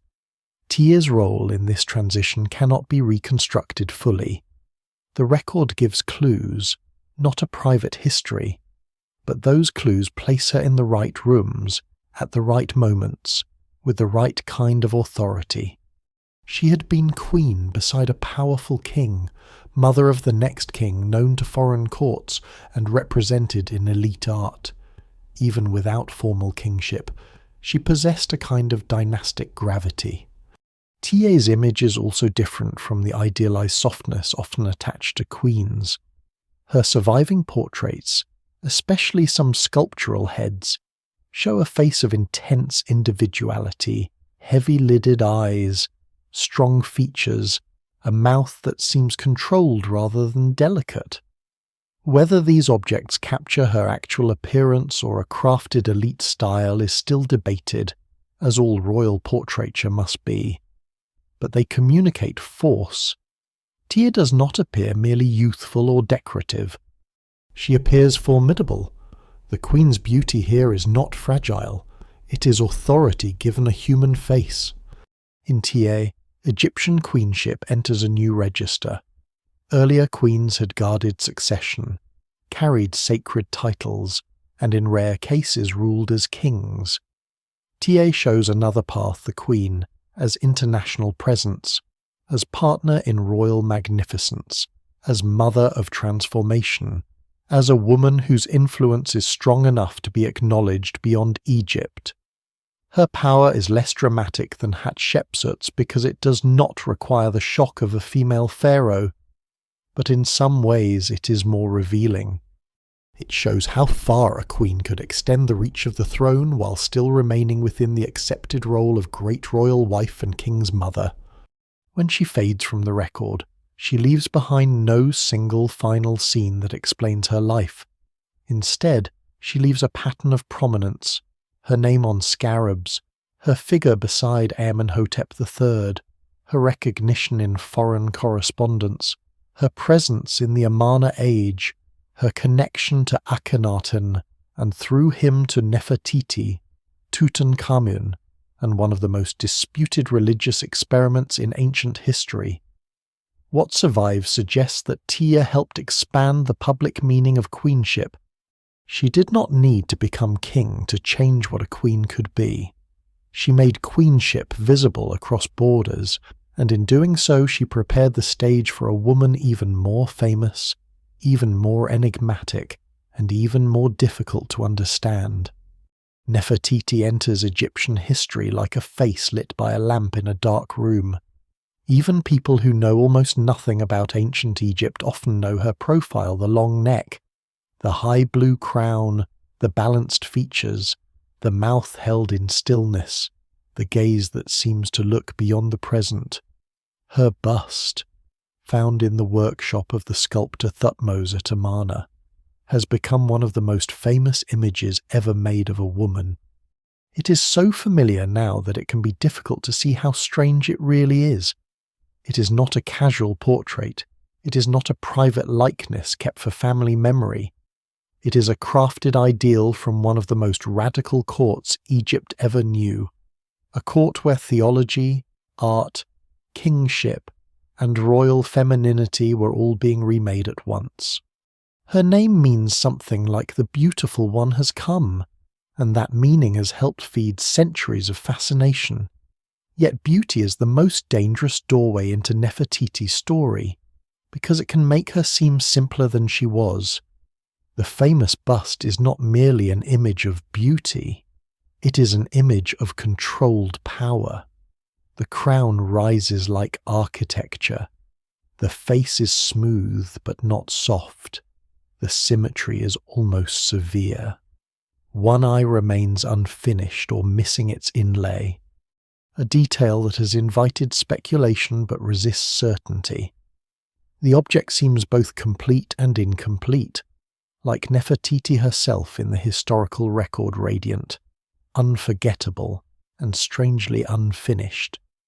She becomes the great royal wife of Amenhotep IV, who soon becomes Akhenaten, the king who turns Egypt toward the Aten, the visible disk of the sun. The shift does not happen in a vacuum. Solar religion had long been important in Egypt, and Amenhotep III's reign had already elevated royal and solar imagery to dazzling heights. But Akhenaten pushes the transformation further than any ruler before him. He changes his name, founds a new capital at Akhetaten, now known as Amarna, and focuses royal devotion on the Aten with an intensity that disrupts older religious structures. In this upheaval, Nefertiti is not a background figure. She is everywhere the new royal vision needs her to be. The art of Amarna gives her a prominence that still startles. She appears beside Akhenaten beneath the rays of the Aten, receiving life through tiny hands reaching down from the sun disk. She appears in family scenes with royal daughters, intimate and stylized, where the royal household itself becomes a sacred image. She appears in ritual acts, offering to the Aten, accompanying the king, standing in compositions that make her part of the new religious order. In some scenes, she's shown striking enemies, an image normally associated with kingly domination over chaos. That detail is not small. It suggests that Nefertiti could absorb visual functions usually reserved for the pharaoh, or at least stand unusually close to them. Scholars still debate exactly how to interpret these scenes, but the visual message is unmistakable. Nefertiti is not merely watching Akhenaten's revolution, she is helping embody it. Amarna art itself complicates everything. Bodies become elongated, bellies swell, faces stretch, skulls lengthen, limbs soften into fluid lines. The royal family appears in scenes of affection that seem almost startling after the more formal distance of earlier royal art. But these images should not be read as simple realism. They are ideological images, shaped by new religious and artistic rules. The Aten's light touches the royal family directly, and the royal family becomes the central channel through which that divine light reaches the world. The king and queen are not just worshippers, they are the essential bridge between the god and Egypt. In that system, Nefertiti's visibility is theological as much as personal. Her role may have been even more significant because the Aten religion narrows access to the divine. Traditional Egyptian religion is crowded with gods, temples, myths, priesthoods, festivals, local cults, and layered forms of divine presence. Akhenaten's system does not simply erase all this in practice overnight, but it radically elevates the Aten and reduces the public prominence of many older gods, especially Amun. If the king becomes the primary interpreter of the Aten, then the queen beside him becomes part of that restricted sacred circuit. Nefertiti's body, image, and ritual action help make the new order visible. Her beauty becomes not decorative but cosmological. She is part of how sunlight is politically organized. The new capital intensifies the effect. Akhetaten is built in a place not previously occupied by a major city, framed by desert cliffs and boundary stelae declaring the king's vision. The city is a royal experiment in landscape-form palaces, temples open to the sun, elite villas, workers' areas, roads, administrative spaces, and tombs cut into the cliffs. It is not merely a capital, it is a stage set for a new relationship between king, queen, god, and world. Nefertiti moves through this stage as one of its central figures. Her name and images help define the city's sacred identity. The evidence remains incomplete, especially for the daily workings of the court. But Amarna's surviving art makes it impossible to reduce her to a silent consort. And then the trail begins to fracture. Nefertiti, so visible in the earlier and middle years of Akhenaten's reign, becomes harder to follow near the end. Did she die before Akhenaten? Did she change her name and continue under another royal identity? Did she become co-regent? Did she rule briefly as a pharaoh under the name Nefertari? These questions have produced decades of debate. The problem is not that there are no clues. The problem is that the clues are partial, damaged, reused, and tangled in a period where names, titles, successions, and political needs shift rapidly. The Amarna age gives historians brilliant images, then withholds the simple sequence everyone wants. One of the most contested figures is Ankheperur Neferneferuaten, a ruler or co-ruler whose identity has been debated intensely. Some scholars have argued that this figure may be Nefertiti ruling under a new name after Akhenaten's death, or near the end of his reign. Others have proposed different identifications, including Meret-Neith, one of the royal daughters, or another member of the royal family.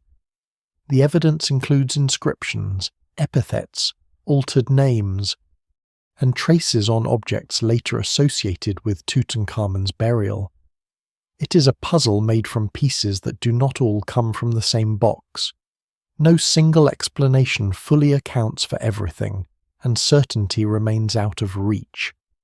But the possibility that Nefertiti may have stepped into kingly status, even briefly, keeps her story connected to the older pattern seen with Hatshepsut, a royal woman moving from consort into a space normally reserved for kings.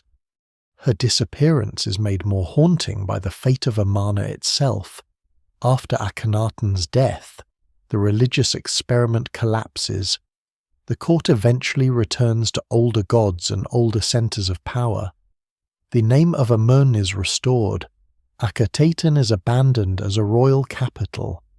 Later kings and officials work to erase or marginalize the memory of Akhenaten and his immediate successors. Their names are omitted from official king lists. Their monuments are dismantled, reused as building material, and buried inside later constructions. This is not just the fall of one queen's visibility, it is the collapse of an entire symbolic world in which her image had been essential.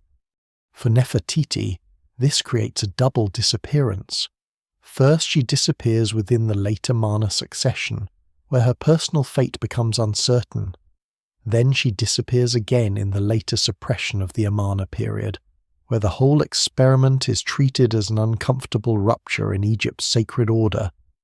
Hatshepsut's memory was edited because she made a female kingship too visible. Nefertiti's memory becomes trapped inside a broader religious embarrassment.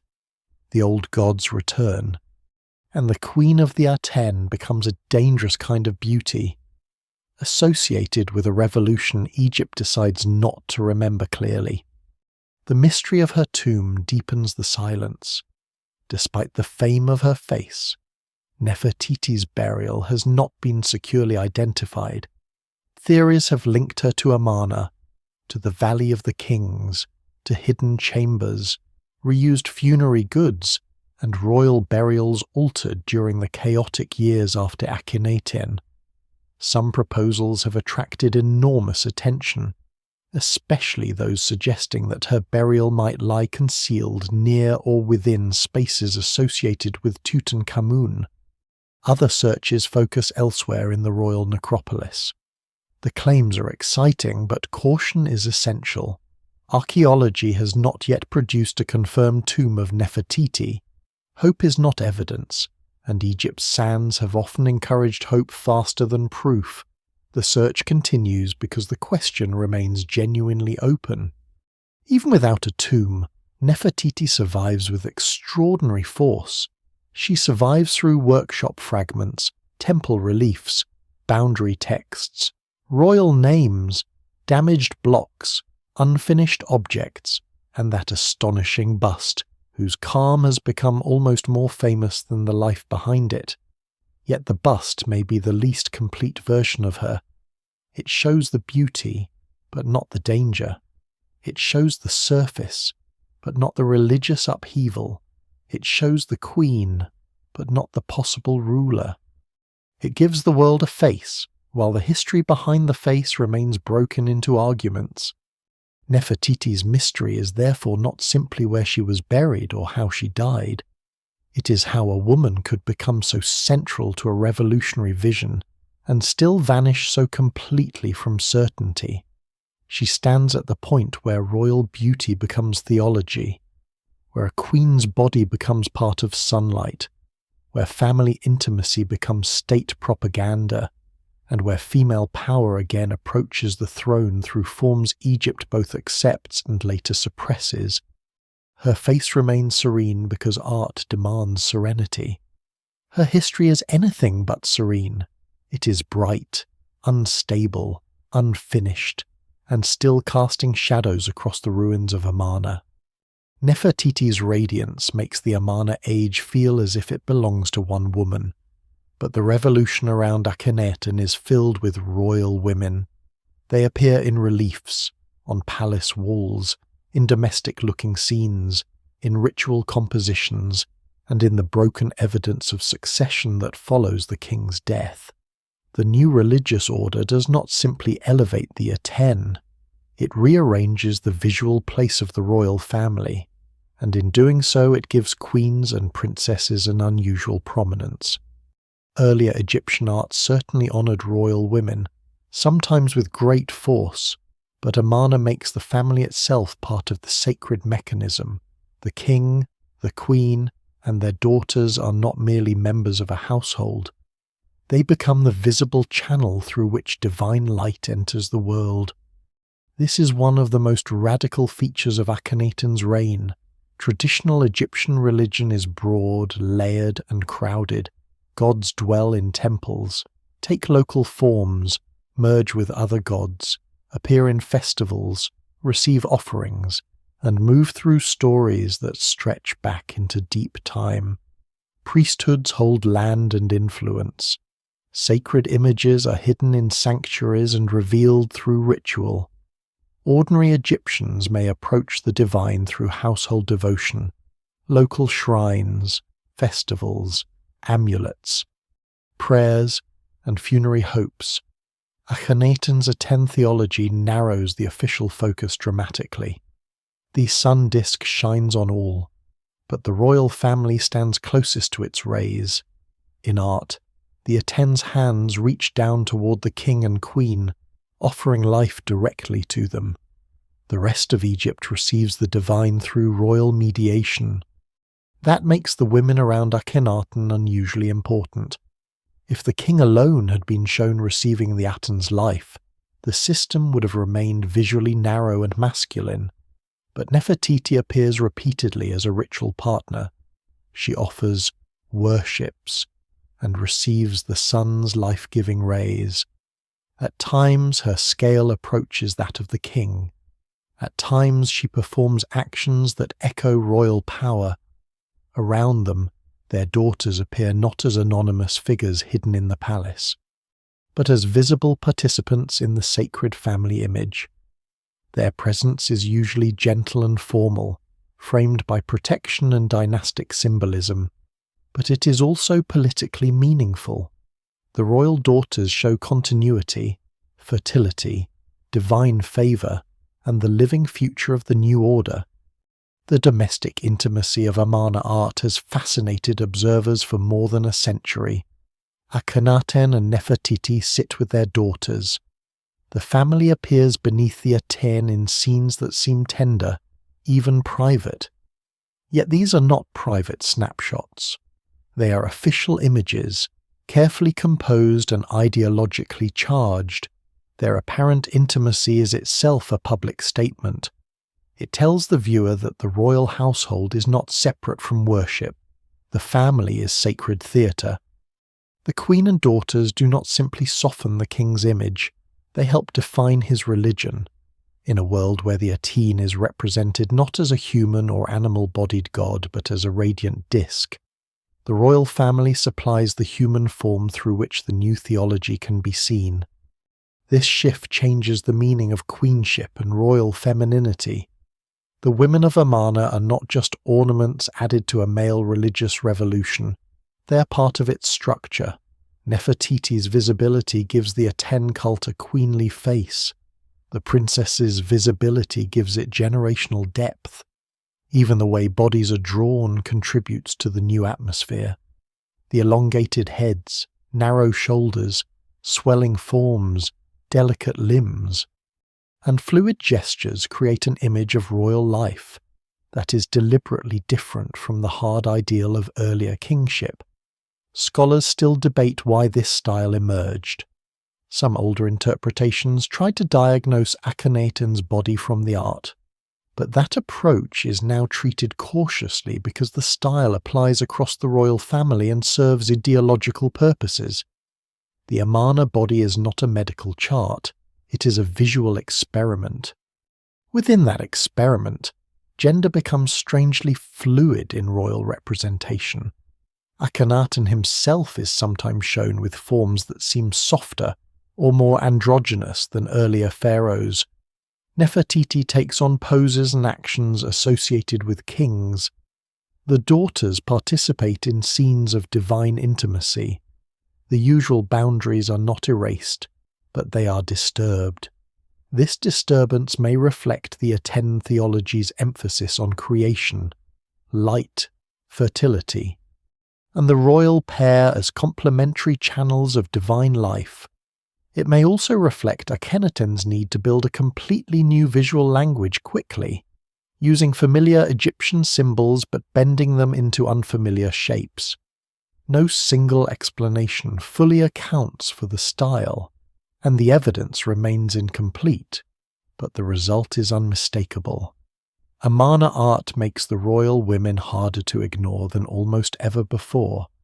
Other women appear in the shadows of this brilliance. Tiye, a lesser-known royal woman associated with Akhenaten, occupies one of the most tantalizing and uncertain places in the record. Her title suggests she held favor, perhaps as a secondary wife, and some objects once connected with her were later altered or reused. For a time, older theories linked her strongly to Tutankhamun's mother, though later genetic and archaeological debates have complicated that picture. Her image and name were sometimes replaced, possibly by those of royal daughters. This is the kind of detail that makes Amarna so difficult. Names are changed, objects are repurposed, identities overlap, and the material record seems to preserve a court where favor, succession, and memory shifted rapidly. Meret-Neith, the eldest daughter of Akhenaten and Nefertiti, also becomes increasingly important as the reign progresses. She appears in prominent contexts and later holds the title of Great Royal Wife, apparently connected to the unstable succession after Akhenaten. Her exact role remains debated. Was she elevated because Nefertiti had died or changed status? Did she serve as a ceremonial partner in late Amarna ideology? Did she become involved in the transition to the next ruler? The evidence gives hints, but not a smooth biography. Like many royal women, she is visible enough to matter and obscure enough to resist certainty. This uncertainty is not accidental. The Amarna period is followed by deliberate restoration. Once the old religious order returns, the memory of Akhenaten's experiment becomes dangerous. Later kings dismantle Aten temples, reuse blocks, omit names, and restore Amun's central place. Royal women tied to the Aten are caught inside that rejection. Some of their images survive only because blocks were buried inside later constructions, turned from sacred display into building fill. Archaeology has had to recover them almost like scattered pages from a book someone tried to destroy and recycle at the same time. What survives in the record suggests not a clean collapse, but a contested reshaping of memory. The irony is that Akhenaten's attempt to simplify religion created one of the most complicated historical puzzles in Egypt. By concentrating sacred meaning in the royal family, he elevated the visibility of women around the throne. By founding a new city, he preserved unusual scenes of royal domestic and ritual life. By breaking with tradition, He forced later rulers to repair the past, and that repair left scars: Nefertiti, Tiye, Meret-Neith, and the other royal women of Amarna remain trapped in these scars, luminous in art, fragmentary in history, essential to the revolution, and difficult to place after it failed. The women of Amarna therefore stand at a turning point in the story of Egypt's queens. Earlier queens had supported kingship through lineage, motherhood, beauty, household power, and sacred office. Hatshepsut had taken kingship into her own hands. Tiye had carried queenship into international diplomacy. Under Akhenaten, royal women become part of a new theology of light. Their bodies, faces, gestures, and family roles become tools through which the Aten is made visible. But when the light fades, it leaves behind broken names and unsettled identities. The revolution raises them high enough to be seen across millennia, then collapses around them so completely that their exact fates remain among Egypt's most enduring uncertainties. When Akhenaten's revolution begins to collapse, Egypt enters one of those historical corridors where the walls are covered in names, but the floor beneath them is broken. The royal family is visible, sometimes brilliantly so, yet the sequence of power becomes uncertain. A king has tried to reorder the religious universe around the Aten. A queen has stood beside him with unprecedented prominence. Royal daughters have appeared beneath the sun disk as sacred participants in the new order. Then the experiment weakens. The old gods begin to return, and the throne passes through a sequence of figures whose identities remain among the most debated in Egyptian history. For the women of this moment, visibility and disappearance become almost the same thing. The difficulty begins with the last years of Akhenaten. Nefertiti, once everywhere in the art of Amarna, becomes harder to trace under the name by which the world knows her. The record does not simply say that she died, nor does it clearly show her continuing in the same role to the end. Instead, other names and titles appear in ways that invite argument. Nefertari is the most famous of these uncertain figures, carrying royal titles that suggest kingly authority and epithets that may connect this ruler closely to Akhenaten. Some scholars have seen Nefertiti behind this name, perhaps elevated to co-regent and then ruling briefly. Others argue for Meret-Neith or another royal woman. The evidence remains incomplete, and each interpretation has to explain damaged inscriptions, altered cartouches, reused funerary equipment, and the political confusion of a court trying to survive the death of a revolutionary king. What makes the problem so compelling is that the uncertainty itself reveals how close women stood to the throne. If the candidates for Nefertari include royal women, it is because the surviving material allows that possibility. Egypt's normal language of kingship may have been masculine, but the Amarna crisis had already stretched that language. Nefertiti had appeared in powerful ritual roles. Meret-Neith had risen in prominence. The royal daughters had become part of the sacred family image. When the male line becomes unstable or politically compromised, the women nearest the king may become not only ceremonial figures but possible solutions. The court does not seem to have had the luxury of clean tradition. It needed continuity, and continuity sometimes wears unexpected forms. Another shadowy name belongs to Smenkhkare, a figure who appears briefly near the end of the Amarna period and remains frustratingly elusive. Smenkhkare may have been a male co-regent or successor, possibly connected by marriage to Meret-Neith. His reign, if separate from Akhenaten's, was short. His monuments are few. His identity, family position, and relationship to Nefertari are all debated. In this haze, Meret-Neith becomes more important, not less, as Akhenaten's eldest daughter, and as a woman who may have held the title of Great Royal Wife.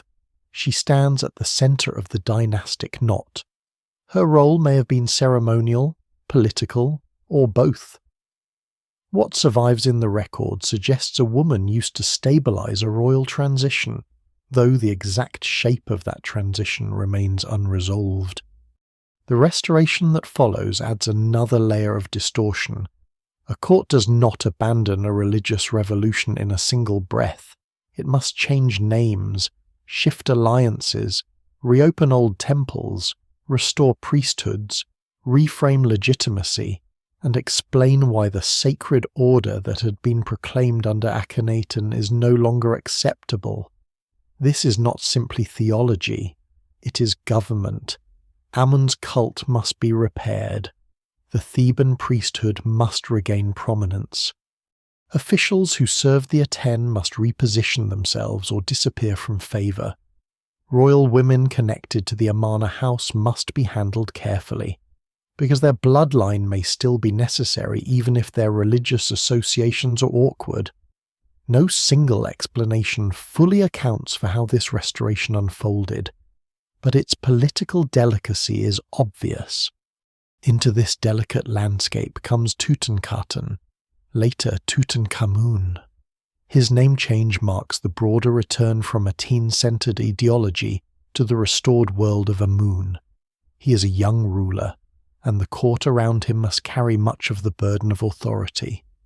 The child safety of royal succession, in historical terms, lies not in imagining danger around him, but in understanding how carefully an ancient court could frame a young king as protected, guided, and legitimate.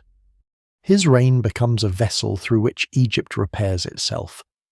The old gods return to public favour, traditional temples regain attention, the abandoned capital at Amarna loses its central meaning. The kingdom turns away from Akhenaten sunlight and back toward the older, deeper religious landscape. The women around Tutankhamun are crucial to that repair, even when they remain hard to see clearly.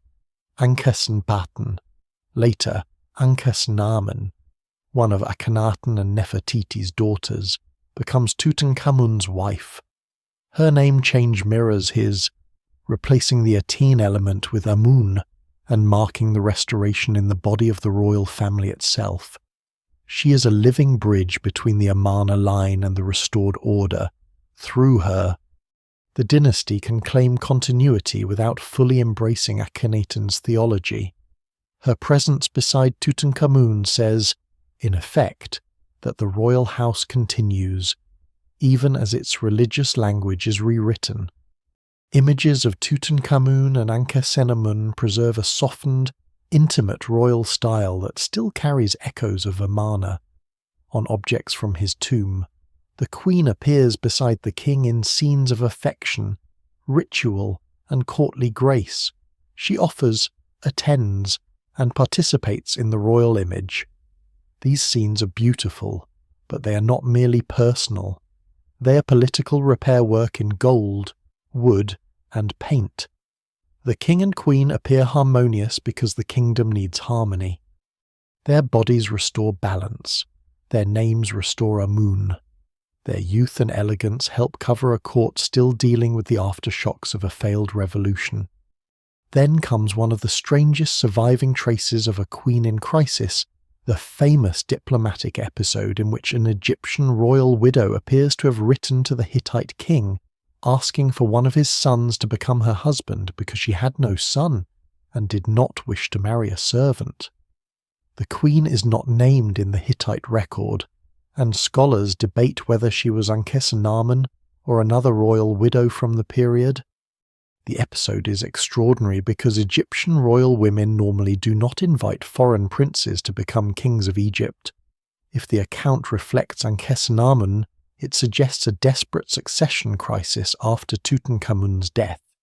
If it belongs to someone else, it still reveals the instability of the age. The evidence remains incomplete, but the possibility alone shows how dangerous the throne had become. After Tutankhamun, power passes to Ai, an older court figure with deep ties to the Amarna and post-Amarna world, and then to Horemheb, a military man who presents himself as restorer of order. With Horemheb, the official memory of the Amarna period is pushed further into darkness.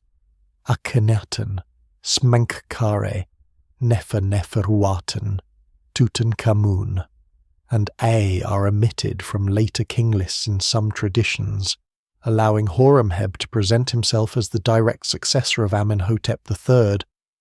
This is memory management on a grand scale.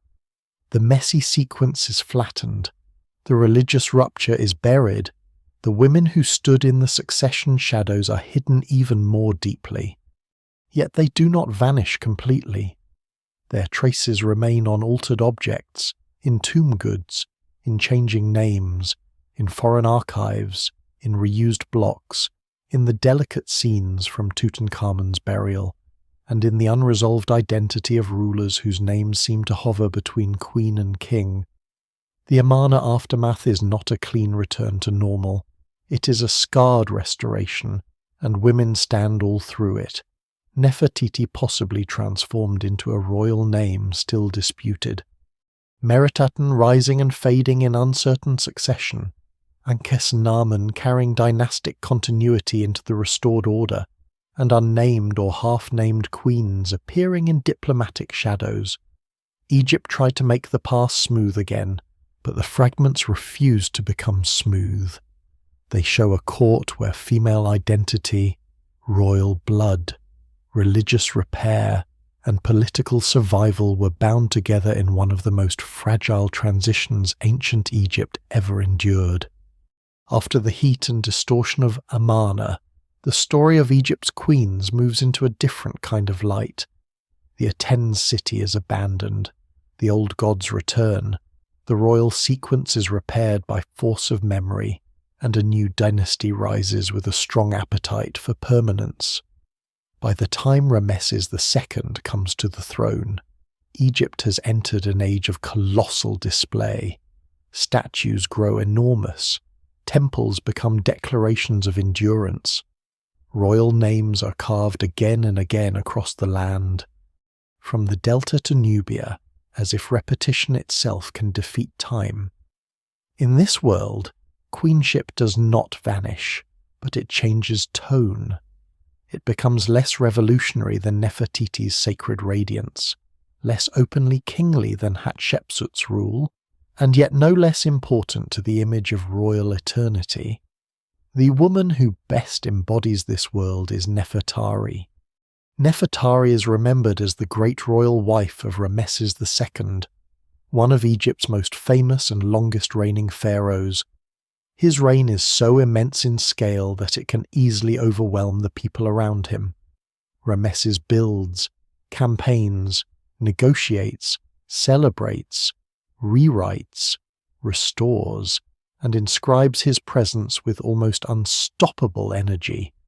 He leaves behind such a vast monumental footprint that later ages often mistake him for the very definition of pharaoh. To stand beside such a ruler and still be visible is not a small achievement. Nefertari does not survive merely because she was attached to Ramesses. She survives because the royal image made room for her in unusually beautiful and sacred ways. Her name means beautiful companion, and like all ancient names, it carries both personal and symbolic force. But Nefertari's importance cannot be reduced to beauty, affection, or courtly romance. She appears as great royal wife, as royal partner in ceremony, as a woman linked to the goddess Hathor, and as a figure whose memory is granted one of the most magnificent tombs ever made in Egypt.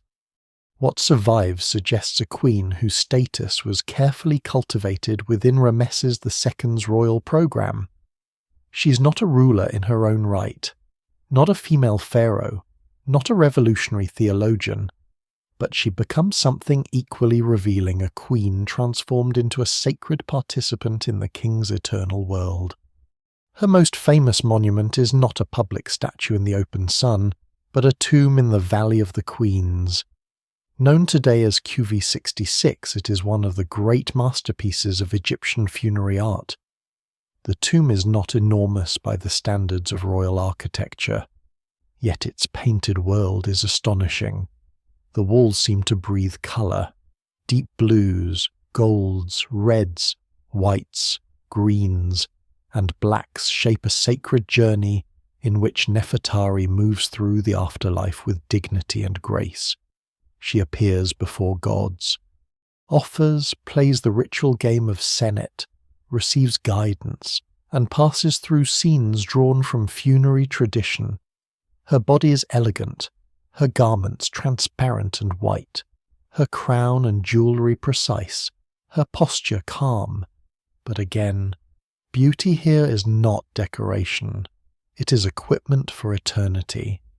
The tomb shows Nefertari not simply as a dead queen being mourned, but as an active sacred being moving through transformation.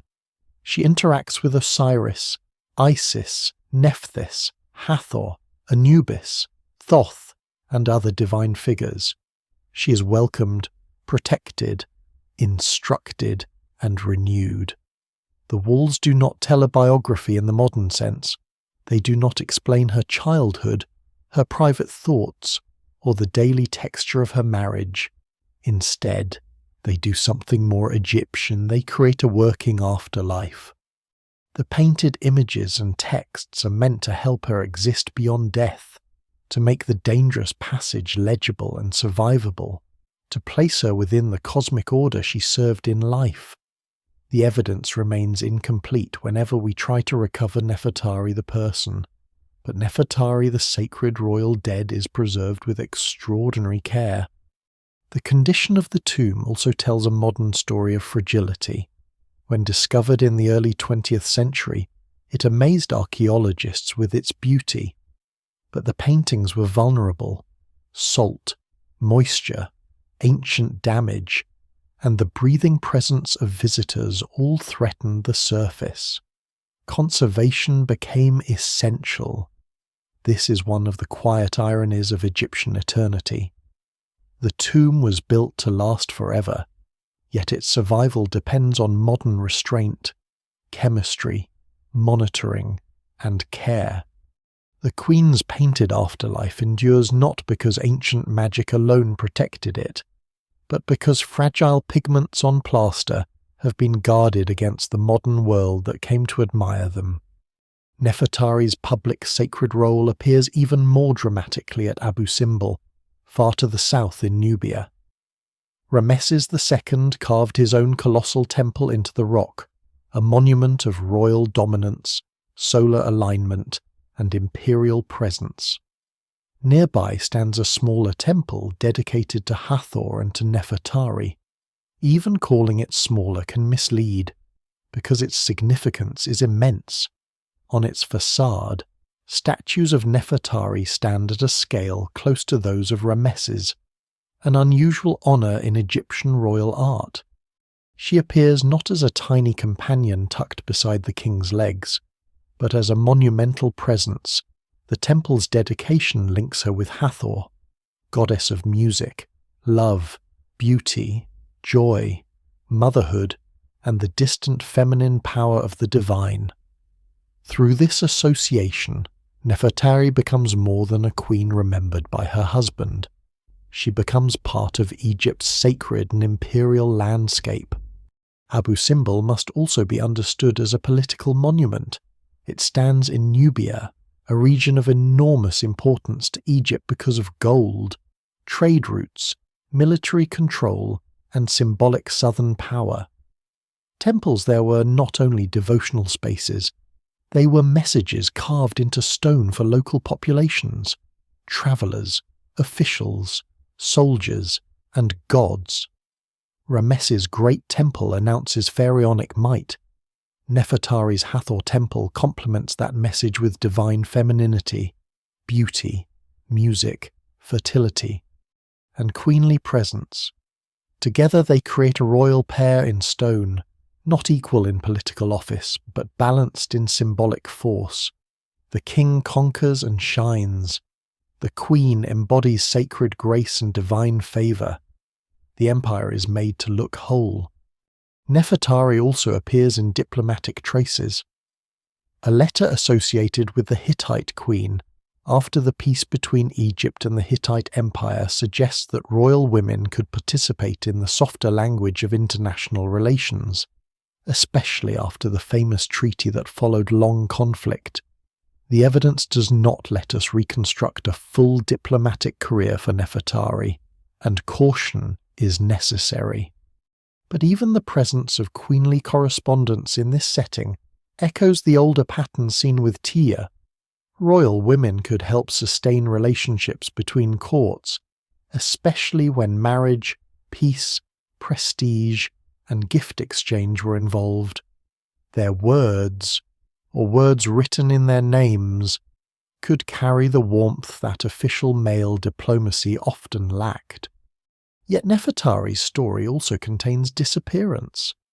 She seems to fade from the record before the end of Ramesses II's exceptionally long reign.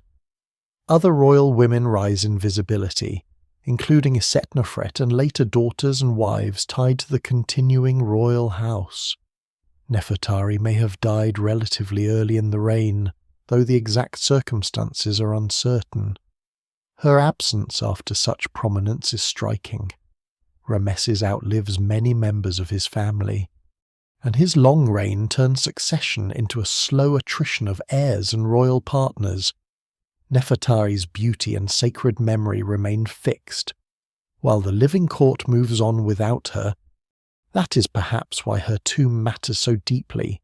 It preserves her at the height of symbolic perfection, not as an aging political figure navigating the later decades of Ramesses' court, but as a radiant queen entering eternity. The image is incomplete, but it is powerful. She becomes the queen Egypt wanted to remember, graceful, beloved, divinely welcomed, wrapped in white linen, standing before gods who know her name. Her mystery is not the same as Nefertiti's. It is not mainly a missing tomb or an uncertain identity. It is the mystery of sacred preservation itself. How much of a person remains when art has transformed her into an ideal? How much truth is hidden inside beauty made for eternity? Nefertari shows that queenship could be immortal without being sovereign. She does not need to take the throne to command attention across millennia. Her power lies in sacred memory, in the way Ramesside Egypt uses her image to complete the royal universe. Through her, the queen becomes Hathoric, luminous, protective, and eternal. She stands at Abu Simbel beside one of history's most self-advertising kings and still holds her place. She walks through her painted tomb alone, meeting gods face to face. In the long story of Egypt's mysterious queens, Nefertari is the answer to a quieter question, not how a woman becomes king, but how a queen becomes everlasting.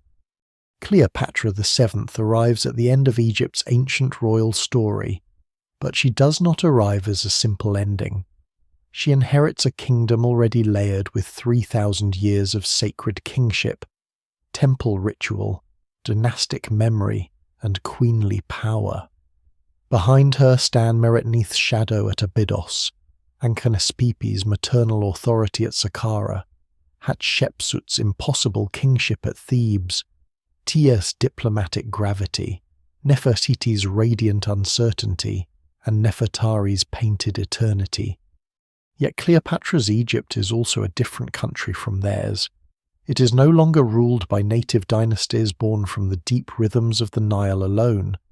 It is ruled by the Ptolemies, a Macedonian Greek family descended from one of Alexander the Great's generals, a dynasty that has governed Egypt for nearly 3 centuries by the time Cleopatra takes power. Her world is Egyptian, Greek, Mediterranean, African, and Roman all at once, and that mixture makes her one of the most misunderstood queens in history. The popular Cleopatra is often made almost entirely of seduction, perfume, and fatal romance. That image owes more to Roman propaganda, later drama, and centuries of imagination than to the harder political reality of her life. Cleopatra is not powerful because she is beautiful in some timeless, simple sense. Ancient sources themselves are more complicated than that, and her surviving coin portraits show a strong, distinctive, even severe profile rather than the smooth fantasy created by later art. Her real power lies in intelligence, language, wealth, presence, political timing, and the ability to turn identity into strategy. She understands that a queen in her position cannot be only one thing. To Egyptians, she can appear as a pharaoh and a living form of Isis. To Greeks, she can speak the language of Hellenistic monarchy. To Romans, she can be ally, danger, spectacle, and rival. She is not merely performing different roles, she is ruling at the intersection of worlds. Cleopatra is born into a dynasty brilliant in wealth, but brutal in family politics. The Ptolemies inherit Egypt's temples, grain, gold, and divine kingship, but they also inherit a court culture marked by sibling marriage, rivalry, intrigue, and recurring violence. Alexandria, their capital, is unlike any older Egyptian royal city. It faces the Mediterranean, filled with palaces, harbours, libraries, scholars, merchants, sailors, diplomats, and ethnic communities from across the eastern Mediterranean. It is Greek in language and urban style, yet it depends on Egypt's agricultural heart.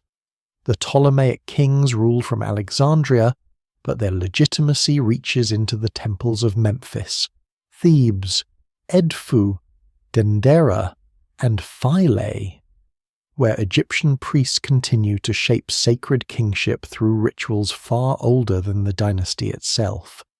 One of Cleopatra's most important choices is that she takes Egypt seriously. Later tradition remembers that she learned the Egyptian language, a striking detail because many Ptolemaic rulers before her seem to have remained culturally Greek in court language and identity. The evidence around her languages comes through ancient claims that must be treated with care, but the broader picture is clear enough. Cleopatra presents herself as more than a foreign queen sitting on Egypt's wealth. She engages the religious and political vocabulary of the land she rules. On temple walls, she can appear in pharaonic form, offering to the gods, sustaining Mat, and standing inside the ancient grammar of kingship. Like Hatshepsut long before her, she understands that power in Egypt must be carved into sacred continuity. This does not mean Cleopatra is trying to become purely Egyptian in a modern nationalist sense. That would misunderstand her world. She is Ptolemaic, Greek-speaking, dynastic, and deeply involved in Mediterranean politics.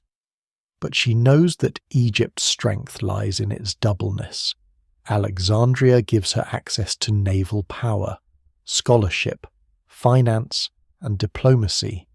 The Nile gives her grain, temples, taxes, and sacred kingship. The queen who can command both is far stronger than a ruler trapped in only one identity. Cleopatra's genius lies in making herself legible in multiple political languages at once. Her reign begins in conflict. She rules first alongside her younger brother Ptolemy XIII, in keeping with dynastic custom, but the arrangement quickly turns unstable.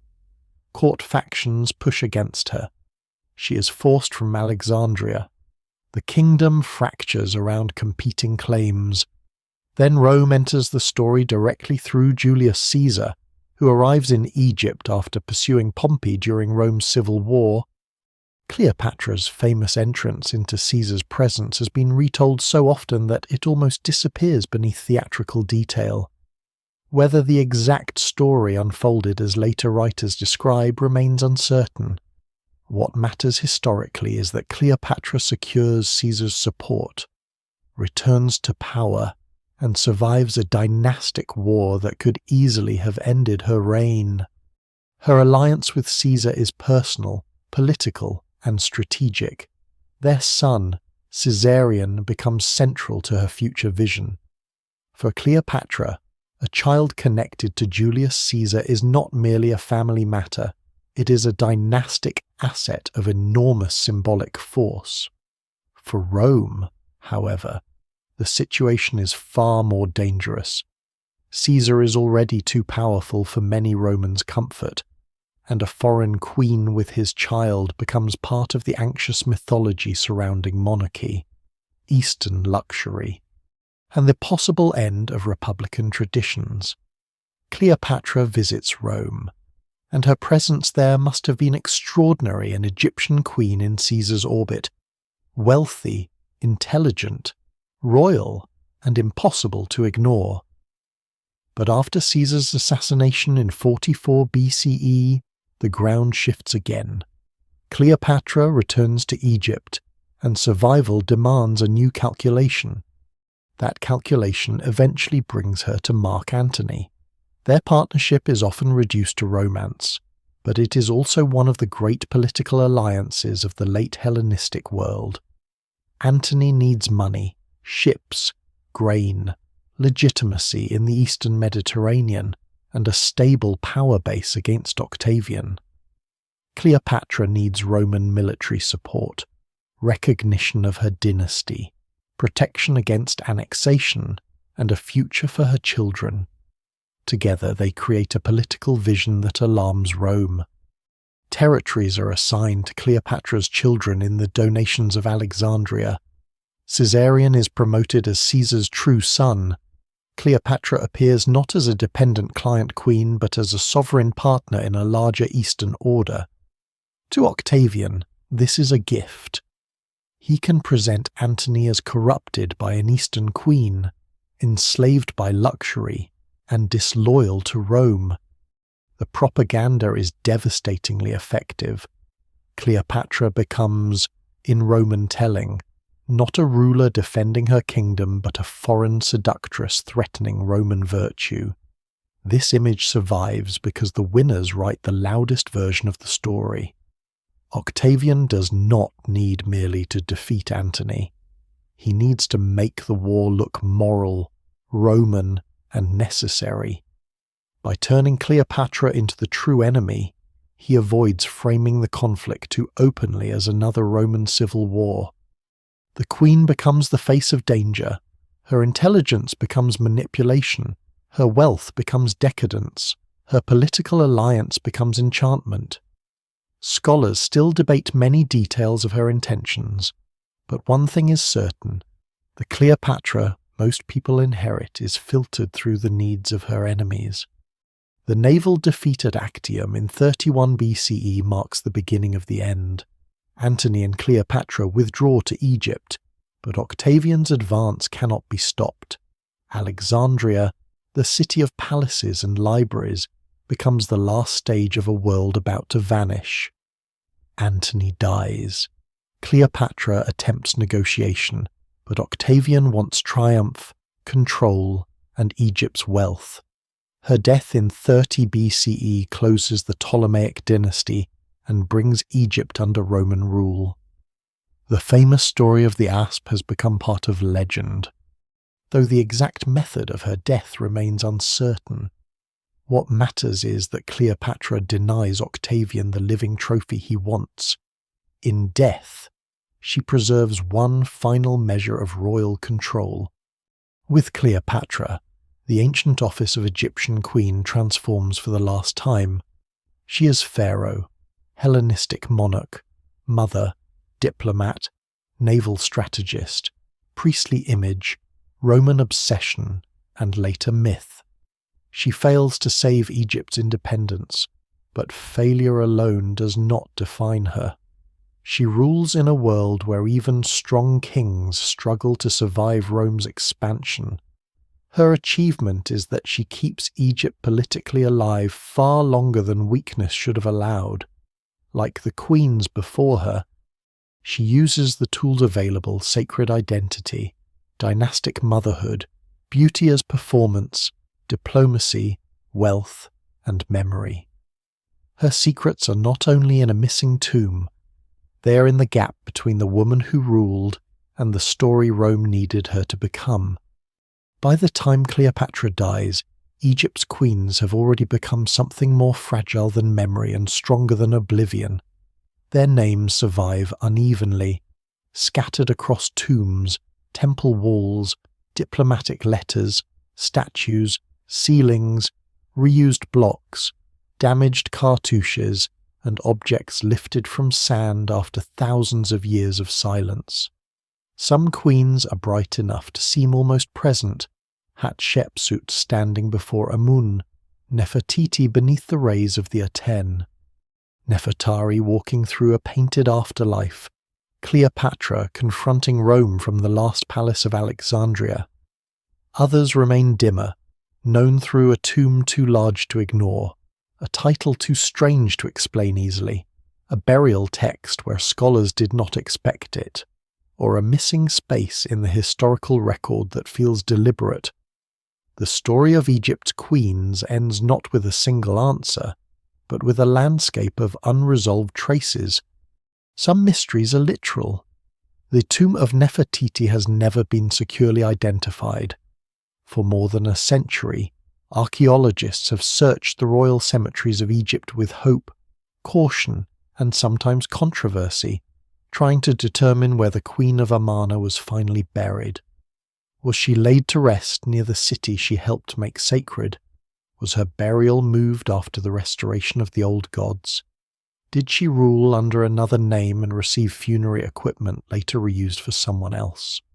Did later political repairs disturb her memory so thoroughly that her tomb, if it survives at all, no longer announces her clearly? Scholars still debate these possibilities because the evidence remains incomplete. A queen whose face is one of the most famous in the world still has no confirmed grave. It is one of ancient Egypt's sharpest ironies. The woman modernity can recognize instantly is also a woman archaeology cannot yet place with certainty in death. Cleopatra's tomb is even more heavily wrapped in expectation. The last queen of Egypt dies in Alexandria, but the ancient city has been reshaped by earthquakes, flooding, construction, and time. Parts of the Ptolemaic capital now lie under the modern city or beneath the sea. Searches near temples west of Alexandria, especially around Taposiris Magna, have produced objects that keep public fascination alive: coins, ritual items, statues, funerary traces, and images some have linked to Cleopatra or her world. Yet archaeology demands discipline where imagination wants resolution. Claims about Cleopatra's tomb remain unproven. Some discoveries may belong to the wider Ptolemaic religious landscape rather than the queen herself. Some portraits may not be Cleopatra at all. The search continues, but the missing tomb has become almost a symbol of Cleopatra's fate, endlessly pursued, endlessly interpreted, and never fully surrendered by the earth. Other mysteries are not about missing tombs, but missing visibility. In the late period, long after the great queens of the New Kingdom, royal women seem to fade from certain forms of official representation. Their images become less prominent. Their names appear less often in places where earlier periods might have displayed queens beside kings. At the same time, powerful religious women, especially the divine wives of Amun at Thebes, can still hold enormous prestige, wealth, and ritual importance. This creates a strange contradiction. Female sacred authority has not disappeared, yet queens as royal wives and mothers become harder to see in the monumental record. No single explanation fully accounts for this. Political fragmentation, foreign dynasties, shifting temple traditions, changing ideas of legitimacy, and accidents of preservation all may play a part, but the effect is haunting. Egypt, which once carved queens into the grammar of royal power, sometimes lets them vanish into the margins just when their roles may still have mattered. This is why absence itself must be treated carefully. A missing queen is not necessarily an unimportant queen. A damaged name is not necessarily a forgotten life. A tomb without a body, a statue without a face, a temple block reused in a wall, a title preserved without context. All these things can mislead if read too quickly. Egypt's record is abundant, but abundance is not completeness. What survives is shaped by stone, climate, politics, excavation history, ancient theft, modern collecting, and the priorities of those who carved the official story in the first place. Royal women are especially vulnerable to distortion because their power often moved through roles that ancient monuments did not always explain directly: motherhood, marriage, ritual presence, household wealth, court access, dynastic negotiation, and sacred symbolism. Even so, new discoveries continue to change the shape of the story. At Abydos, Meret-Neith's burial world keeps revealing the sophistication of early royal women near the birth of the Egyptian state. At Saqqara, the tomb and texts associated with Ankhnespepy II force scholars to reconsider the religious status a queen could claim in the Old Kingdom. At Deir el-Bahari, newly uncovered blocks from Hatshepsut's temple world bring back colour, names, and details from a reign later hands tried to correct. In the Valley of the Kings, debates over hidden spaces, unidentified mummies, and fragmentary funerary goods keep the Amarna women close to the edge of discovery and uncertainty. Around Alexandria, every Ptolemaic object pulled from earth or sea is asked the same dangerous question: could this bring Cleopatra closer? The danger is wanting the past to behave like a solved mystery. Egypt's queens resist that. They are not a single secret waiting behind one sealed door. They are a pattern spread across 3,000 years. Their power appears in different forms because Egypt itself changes. In the early dynastic period, a woman's monumental burial may suggest authority at the very formation of kingship.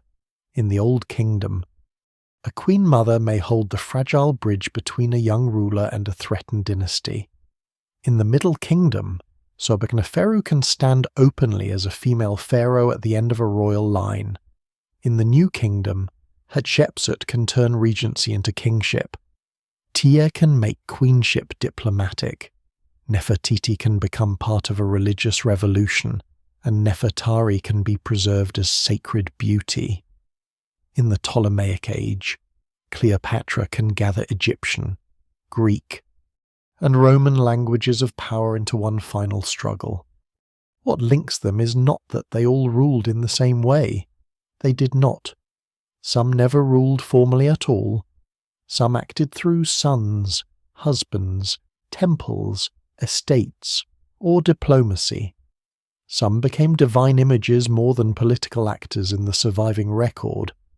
Some may have exercised authority we can no longer measure. Some were celebrated, some corrected, some buried, some searched for, some reduced to a name. But each reveals that Egyptian queenship was never merely ornamental. It was one of the hidden systems through which Egypt imagined continuity. The queen could be the mother of kings, the wife of a god, the hand beside the throne, the face of beauty, the guardian of succession, the partner in diplomacy, the ruler in disguise, or the pharaoh outright. Their secrets endure because ancient Egypt preserved so much and explained so little. It gives us crowns without confessions, faces without voices, monuments without motives, and names that still carry force after empires have fallen.